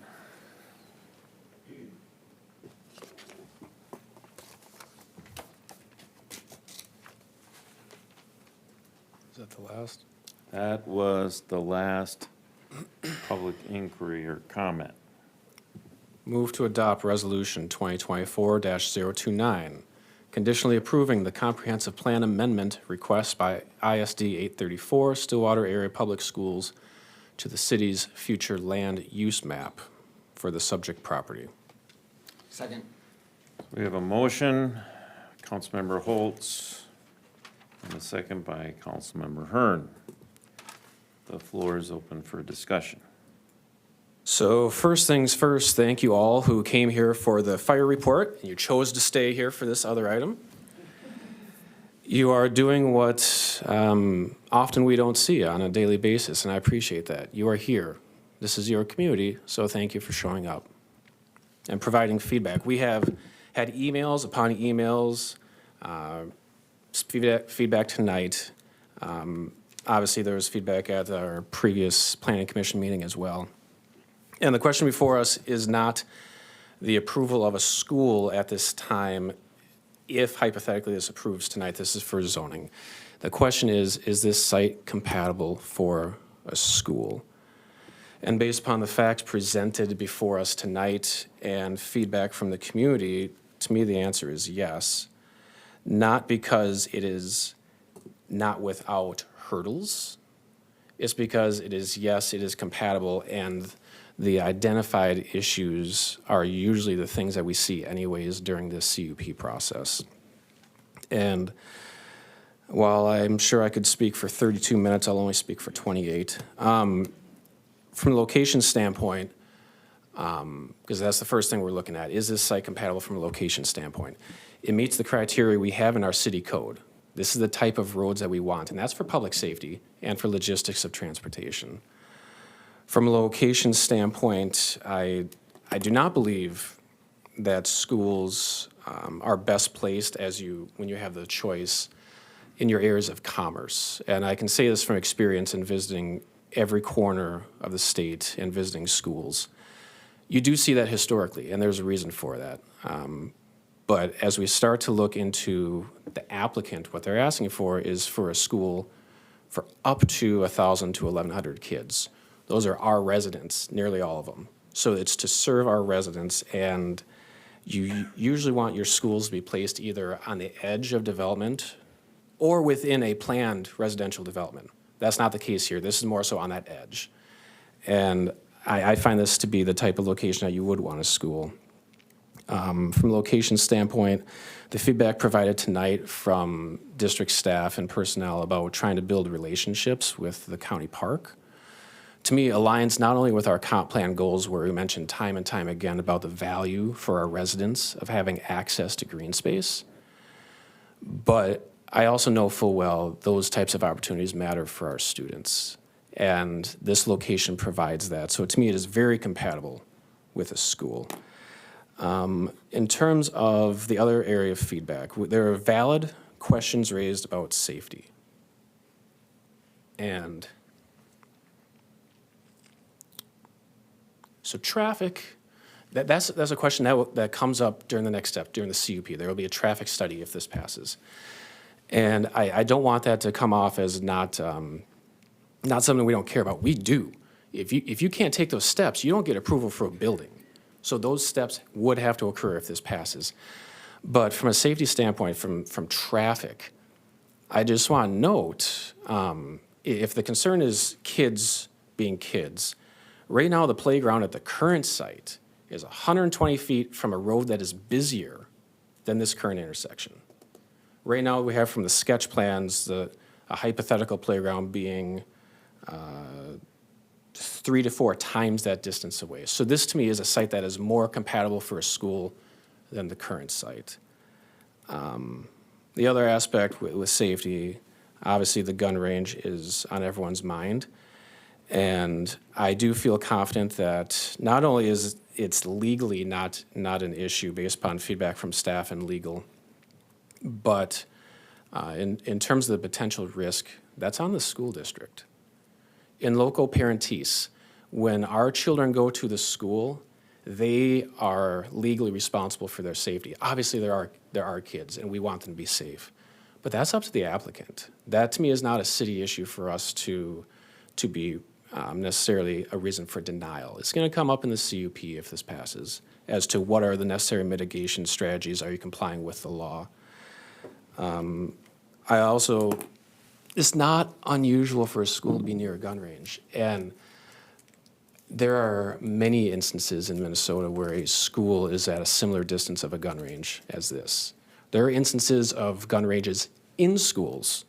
Shocked the heck out of me. I'm not a gun user. Didn't know that till I was doing some research elsewhere. But I'm on this council to serve the community. And the community feedback has been overwhelmingly support this, and then additional feedback of here are the concerns. And I do feel very strongly that the concerns can be addressed. And as we move forward, if this passes, I want to see some of those pieces of information from the district. I think that's been made very clear tonight. But I do support this plan, and for how the land fits. At the end of the day, this is for our students. Thank you. Councilmember Hearn. Thank you. Okay, so just to start, I mean, I think that was very well said by Councilmember Holtz in regards to everything with the MUSA. The only thing I just want to reiterate and expand on that is the idea of concern. And Superintendent Funk brought this up, and you know, when this was brought to us at first, of course, I had lots of concerns, and if you would have seen me that night, it probably looked like I was very against this. That brings to the second part that you talked about, in trust. And any partnership requires trust. And through these last 3 months, any question that I've had, any question that I've received from residents, I could bring those to anybody at the school and I could get an answer. And every answer that I received over the last 3 months was the same answer that I heard tonight. So I do trust. I have no reason not to trust, and I want to keep on working with the school district. You know, it's been brought up that we're deciding a path tonight, and that our kids are our future, and I agree with that. And I am choosing the path, the possible path. We still have to do CUP. This has to go through plat, but I'm choosing that possible path of Lake Elmo being the home of the school for these children, not a different city. I'm choosing the future for our kids, that they can go to school in Lake Elmo, not in a different city. So, I think all these concerns that have been brought up are excellent. As a council member, it's rewarding when we get the emails from residents, you know, because it shows that our residents care. It shows that it's easy for us to tell which topics are the hot topics. And this one we got a lot of feedback, and that's great, because those are the things that make this, as we work through this process, that we get it right. And this is the first step. Step 2 is going to be where we dig into the details of how do we make sure that the sound is mitigated? How do we make sure that we're managing it appropriately with the trees that are going to have to get cut down? But we are going to have those discussions, and I want to have those discussions. I don't want that to not even be a possibility. So I do feel like the concerns that I had initially have been answered, and I have more trust in the school district throughout this whole process, and I'm really appreciative of that. Thank you. Councilmember Beckstrom. So I have a little bit different perspective on this, and probably less emotional than maybe others on the topic. I'm looking at the decision around the comp plan as a city decision, and whether it's right for our community for the long term. And there's been a lot of discussion. A number of people have brought up our comprehensive plan, and I've gotten feedback and emails and such. Well, just change the comp plan. You change the comp plan all the time. Just change the comp plan. But I don't know that the general public really understands what our city comp plan is. I mean, I certainly didn't fully understand it until I got on council. And so I want to just maybe educate a little bit on this comp plan that we keep referring to and the importance of it for our community. The purpose stated in our comp plan is that, quote, perhaps the most important objective in preparing the comp plan is to establish the long-term vision, goals, and strategies for the city of Lake Elmo that will serve as a guide for future changes and investments in the community for the next 10 to 20 years. The comp plan provides a roadmap for the community through the planning period and addresses the land uses, balanced development and growth, housing, parks, trails, natural resources, open space transportation, and infrastructure. It is our guide that ensures that no matter who's sitting up here, who's elected, or who is an employee of the city, that there is a shared vision that respects the collective voice of our community. It's not simply a suggestion, a reference that we can look at, or someone's opinion of recommendations for a community. It holds value. It doesn't sit on a shelf. It's a document that we as council members, planning commissions, park commissions, we need to be referring to as we're making decisions in the city. And it's not something that we should change without significant thought and consideration. And that's what I want to do is look at this from our community standpoint and not make an emotional decision that we're going to lose a school or I'm against kids. That's absolutely not it. I 100% agree. We need to replace Lake Elmo Elementary School. A little bit of the history is on November 5th, 2019, the Lake Elmo City Council unanimously adopted the 2040 Comprehensive Plan. The comprehensive plan was a result of over 2 years of community planning and engagement that was created by at least 7 elected council members, Planning Commission, Parks Commission, the EDA, numerous city staff, 11-member advisory panel, our engineering consultant, an external consultant that guided the process, and more than 150 stakeholders and residents that provided feedback through multiple public hearings and open houses. And before the adoption, the plan was submitted to 20 adjacent government agencies and school districts, including ISD 834, for review and comment. While many of the 20 provided feedback on the plan, ISD 834 was not one of them. So there was no feedback from ISD 834 on anything related to replacing Lake Elmo Elementary School. I think that's an important part in this, because we are now being asked to change our plan. So to just simply change our comp plan without fully weighing the request against our plan is to disrespect the more than 200 community members, staff, agencies that had a voice in creating it. I have to respect the work that was done before I got on council and this guide that we have that helps define our community long-term. Some may try to argue that we've changed the comp plan in the past, and to a certain extent we have to change the MUSA and things like that. The difference is we've made comp plan amendments to align changes to align with the future land use designations in our comp plan. It wasn't to completely change the intent of that designation. We're being asked tonight to completely change the future land use of this parcel that is not reflected in our comprehensive plan, which makes me pause and really evaluate whether it's something that is right for our community. We're substantially changing the land use. So I don't know why exactly the school district decided upon this parcel. But to me, it significantly deviates from our comp plan, and that's been brought up by others. I've spent an enormous amount of time reviewing this comp plan over the last 3+ years I've been on council, because it is our tool, our guide, the voice of our community on where we need to go. So as I evaluate the request and the plan, I've again looked to our 2040 comp plan and guidance. And as I mentioned earlier in the meeting, my evaluation finds that the request simply is in conflict with our comp plan and our zoning. I can certainly sit here and outline all of the goals that this request is in conflict with. I called out some of them, but there is a whole host of them that goes to what our community is, protecting our rural character, holding developers accountable to our land use plan, requiring that we follow our land use plan. Well, that's not what we're doing tonight or being asked to do. It's to make an exception that is not, in my opinion, appropriate. So,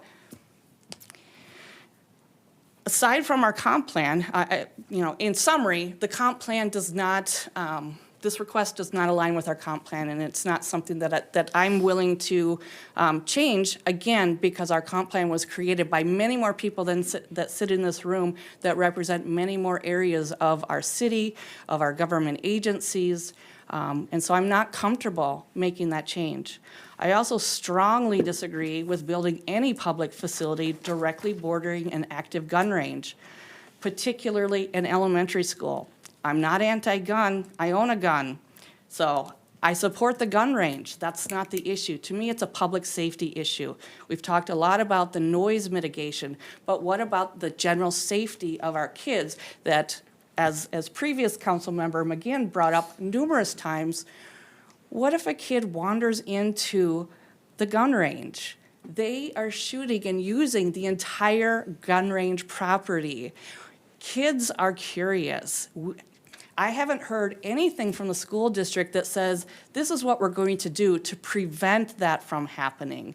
All I hear about is mitigating the noise, and to mitigate the noise doesn't mean to completely eliminate the noise. It won't. It'll bring it to a level that is within the statute. So I just simply cannot support putting an elementary school on the border of a gun range. To me, it's a public safety issue waiting to happen. Yes, the school would be liable, but what does it say about a city council that approves a change to their comp plan to put young kids next to an active gun range? And lastly, we need to be consistent, and that is something that we've called out in our comp plan. We've had developers interested in this parcel and have told them no because it's not in the MUSA. And now, because we have a school interested, we're willing to, provide preferential treatment to another government agency? I'm not sure that's legal. And so, just one more reason, we're not being consistent with developers that have come before us or have talked to us about developing this land. And so, to me, I just simply cannot, I cannot support the comp plan change nor the zoning change. Thank you, Ms. Beckstrom. Mr. Dragicevic? I guess that leaves me last but not least. Oh, you're not last. That's right, there's one below me. You know, I appreciate the comments that have been made and Councilor Beckstrom's comments about the comp plan, how important it is. I think the comp plan is a very important document, and it's developed with all of this input and thought about where do we want our community to go over the next 20 years. However, I don't think it is etched in stone, and that changes to it are necessarily bad because it was developed with a lot of thought and process. Time has a way of making changes in the world around us, and we have to be willing to adapt to those changes and to make decisions that we believe are in the best interest of the community as a whole today. I take that responsibility very, very carefully because the comp plan is a very important document, and we shouldn't change it willy-nilly or at the drop of a hat, but should give careful consideration to, does that change guide our community in a direction they would like to go that we didn't know about 5 years ago or 10 years ago, because they're 20-year plans. And so you have to give some thought to, what is the situation today versus what was it, and how does this fit into the vision that we have today for the community? I have some concerns about the gun club as well. I think everyone sitting here does. But those issues will be addressed down the road. And if they're not addressed properly, we can refuse to approve the conditional use permit. I think having an elementary school in the city of Lake Elmo is important to its future. I don't have any children in the district. But I look around the community and say, what makes a community? It's the school system, it's the parks, it's the amenities that we provide for why would you locate here? I think if we don't see the school on this parcel, if we refuse this request, somewhere down the road, someone else going to come in with a request for a development. And in some way, as I've received the emails and comments and thoughts about why this should be denied, there's a part of me that says, is a reason for denial, we just don't want the growth? Is it because it makes a change in the parcel, something new and different? I don't know that to be true, but it seems like there's some of that in the background somewhere. And so I'm willing to go along with the change and then address the issues that have been brought up as we work on the conditional use permit, and how do we make sure that it does fit in. As far as children wandering around, there are some houses between the school and the gun range. Yep. Well, It borders directly. on the north side. it On the north borders. side, yes. But there are houses over quite a bit of distance of it. And there are ways to, I think, to address that, but again, we'll do that somewhere down the road. It's just, I see it as something that's important to the community, and if we don't do it here, it'll go somewhere else. And we can argue about there's 800,000 parcels that might be available, but this one was selected based on criteria that I wasn't part of that selection. But I respect the people who put their time and effort into finding that location and believing it was the best location. Thank you, Councilmember Dragisich. So a lot's been said tonight. I did post something on Facebook that I tried to be very factual about, not opinion-based, just to lay out some of the education on what zoning is, what MUSA is, the steps that need to take place, some of the concerns and what they are. It's been brought up that there are a lot of other parcels in Lake Elmo or the surrounding area, except we're not dealing with those. We're dealing with a parcel that has been chosen by the school district based on their research and their review of those parcels and why it seems to be the best fit for them. Address the gun range. I think it's been talked about extensively. I've used that gun range. The regional park is just on the north side of that gun range. I think the thing about the gun range is there are solutions to the gun range. I don't think there, in any of these, I don't think there aren't things that they're not solutions to, and they will be. Some people have discussed, well, it hasn't been detailed out enough. You don't get to the details until you get past some of this front process of zoning or MUSA or parcel layout, things of that nature, when you get into the CUP request, when you get into the developer's agreement. Traffic. Traffic's been brought up that 10th and Lake Elmo is a very busy intersection. As we can see from what the rendering was, the school district has place of school at a distance from the intersection. Currently, the current school is on a much busier roadway. Stillwater Boulevard carries, I think, it's over 10,000 ADT a day, close to twice what runs on 10th or Lake Elmo Avenue per the Washington County ADT maps. And again, there are solutions to congestions and safety of intersections with turn lanes and striping and signage. We talk about the MUSA, and I've been a proponent of keeping the MUSA lines where they are. We've had to shift it a couple of times for community septic that have failed in our city, and we took it upon ourselves as a city to take care of residents and make sure that they had safe sewer available to them, not without a cost, obviously, and that will be similar here. This is a question I asked myself. I previously talked to a developer and said, I'm really not interested in moving the MUSA line north of 10th Street. But then I look at the community and what I say to a developer is for a private sector group. I also believe that I'm part of it's a public good. It's a benefit to the city and its residents, to the students, to have a school in the community. I think it gives community pride in the area, and so At least that's how I've answered my question to myself. If you're saying what, you know, he's not being consistent, and so that's what I've looked at. We talk about the water issues, and we will have a workshop to discuss future water. We do have a water line that that is close in proximity, and given the plume of the PFAS, and again, when we look at continuing costs on running and operating a school, it's all in the public good to make sure that it's efficient as possible for not only the school district, but for the residents that use that facility. And for that reason, I believe that being on city water and MUSA are the most effective in that area. So when we talk, you know, there's a lot of talk about the comp plan, and yes, it is a very lengthy document that a lot of people spend time on.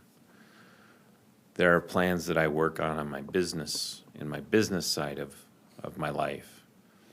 And I always say those plans, they're living, they're breathing. They don't have to change, but they can change if there's a will. I don't think that we need to set our just stay on the railroad tracks because that's what it said.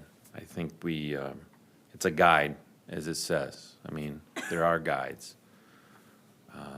There's engineering guides, but they're not lock and steadfast. You have to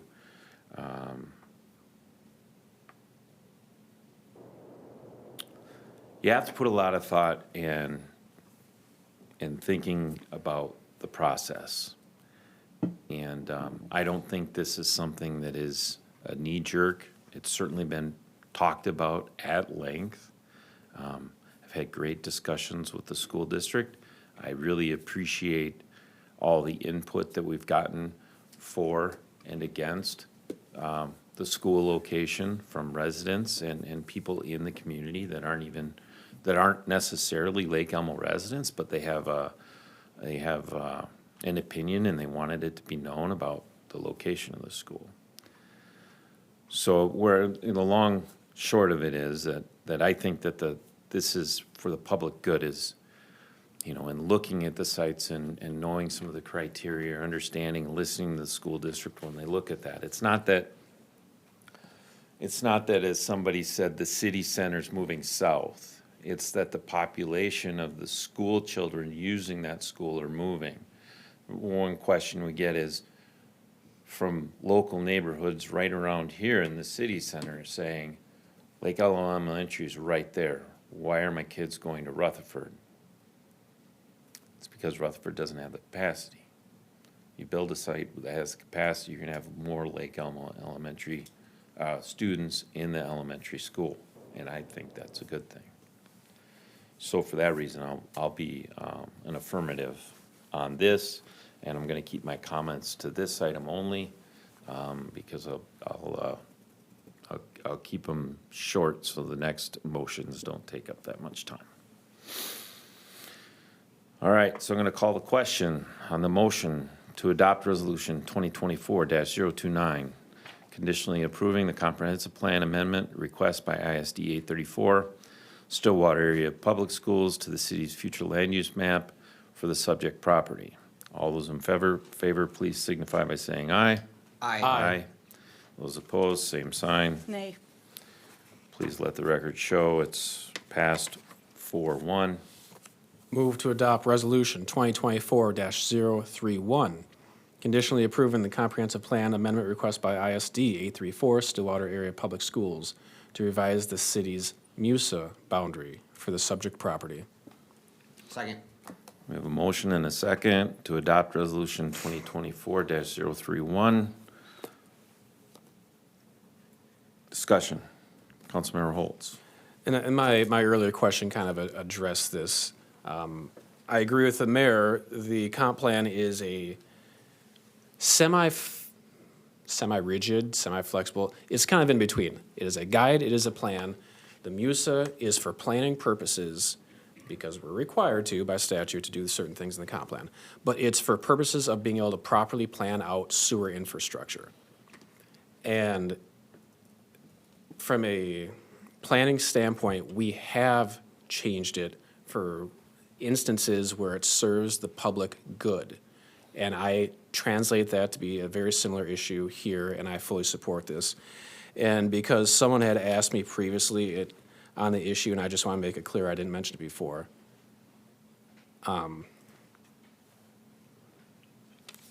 My children do not benefit from this. Someone had asked this and said there's a bias. My children, as long as they don't flunk, will not be in this school. This does not benefit me. If it does benefit them, then we have some other issues going on. But this does not benefit my children. I want to make that crystal clear. Any other discussion? Councilmember Beckstrom. I'm just going to go back to the comp plan. And yes, it's a guide, but it's a guide that we as council should be using as we make decisions. And while there's not one statement within the comp plan that goes to the issue we're talking about, it's multiple goals in our comp plan that go to the questions we're answering tonight. And so, you know, again, characteristic and governance goal number 4 is to provide a framework for developers and landowners to clearly communicate the desire and expectations of the city, specifically guided areas of the community. Our comp plan clearly communicates expectations in guiding this area. It is not within the MUSA area because it was not identified as an area for growth.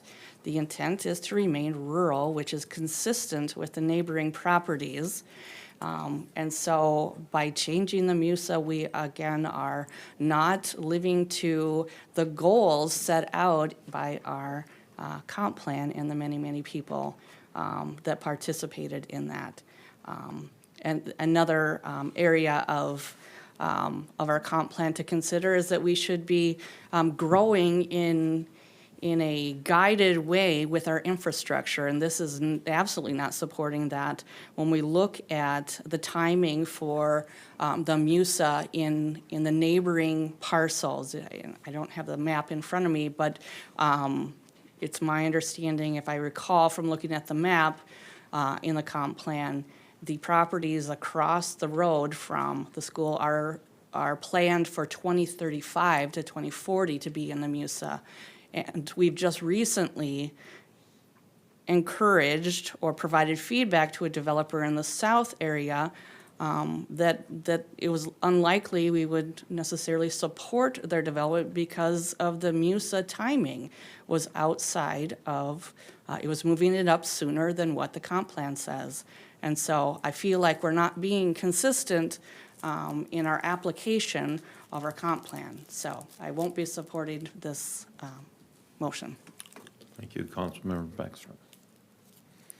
I'm going to call the question on the motion to adopt Resolution 2024-031, conditionally approving the comprehensive plan amendment request by ISD 834 Stillwater Area Public Schools to revise the city's MUSA boundary for the subject property. All those in favor, please signify by saying aye. Aye. Aye. Those opposed, same sign. Nay. Move to adopt ordinance 2024-07, approving the request by ISD 834 Stillwater Area Public Schools to rezone the subject property from agriculture to public facilities. Second. Any discussion? Hearing none, I'll call the question. Move to adopt ordinance 2024-07, approving the request by ISD 834 Stillwater Area Public Schools to rezone the subject property from agriculture to public facilities. All those in favor, please signify by saying aye. Aye. Aye. Those opposed, same sign. Nay. Please note that the motion passes 4-1. Move to adopt Resolution 2024-030, approving summary publication of ordinance 2024-07. Second. You have a motion and a second to adopt Resolution 2024-030, approving the summary publication of ordinance 2024-07. Any discussion? Call the question. All those in favor of adopting Resolution 2024-030, please signify by saying aye. Aye. Those opposed, same sign. Nay. Motion passes. Thank you, everyone, for your time. I'm going to urge you to stick around for just the exhilarating council reports and staff reports. So I do have some exciting news. Ooh, a teaser. It's worth staying for. It involves free food. Councilmember Dragisich. I have no report. Councilmember Holtz. I have no report. Last Friday, I was able to attend the Stillwater Area Chamber of Commerce. And there, our own Chief Kalis was awarded with the award of Behind the Badge for the St. Croix Valley area, or the Stillwater Area Chamber. So, along with providing a great report tonight, it's just another exhibit of the great leadership that he shows in our community and for our fire department. And I was very proud to be there that evening and see that that award be given to the chief. Thank you. Councilmember Beckstrom. No report. Councilmember Hearn. No report. Administrator. We're taking applications for city administrators, all who want to dream about being a city administrator. The job opening is open till March 15th, so please look on the website to do that. Also, I want to commend Fire Chief for stepping up to run the EOC for the city of Burnsville after a tragic accident of 3 deaths in the service of their duty. He went down and ran that for a day. And he has the expertise and the skills to do that, and the community is very thankful for his support and dedication to a city that needed help. Yes, that's great.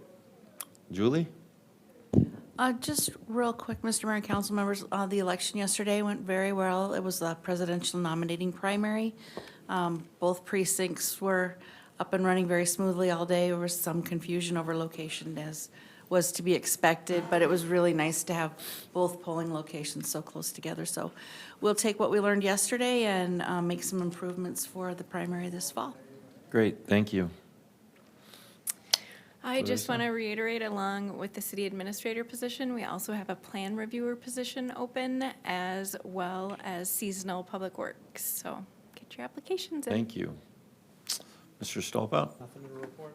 Nathan, anything else? Nothing for me. All right. Carissa? No? All right. report.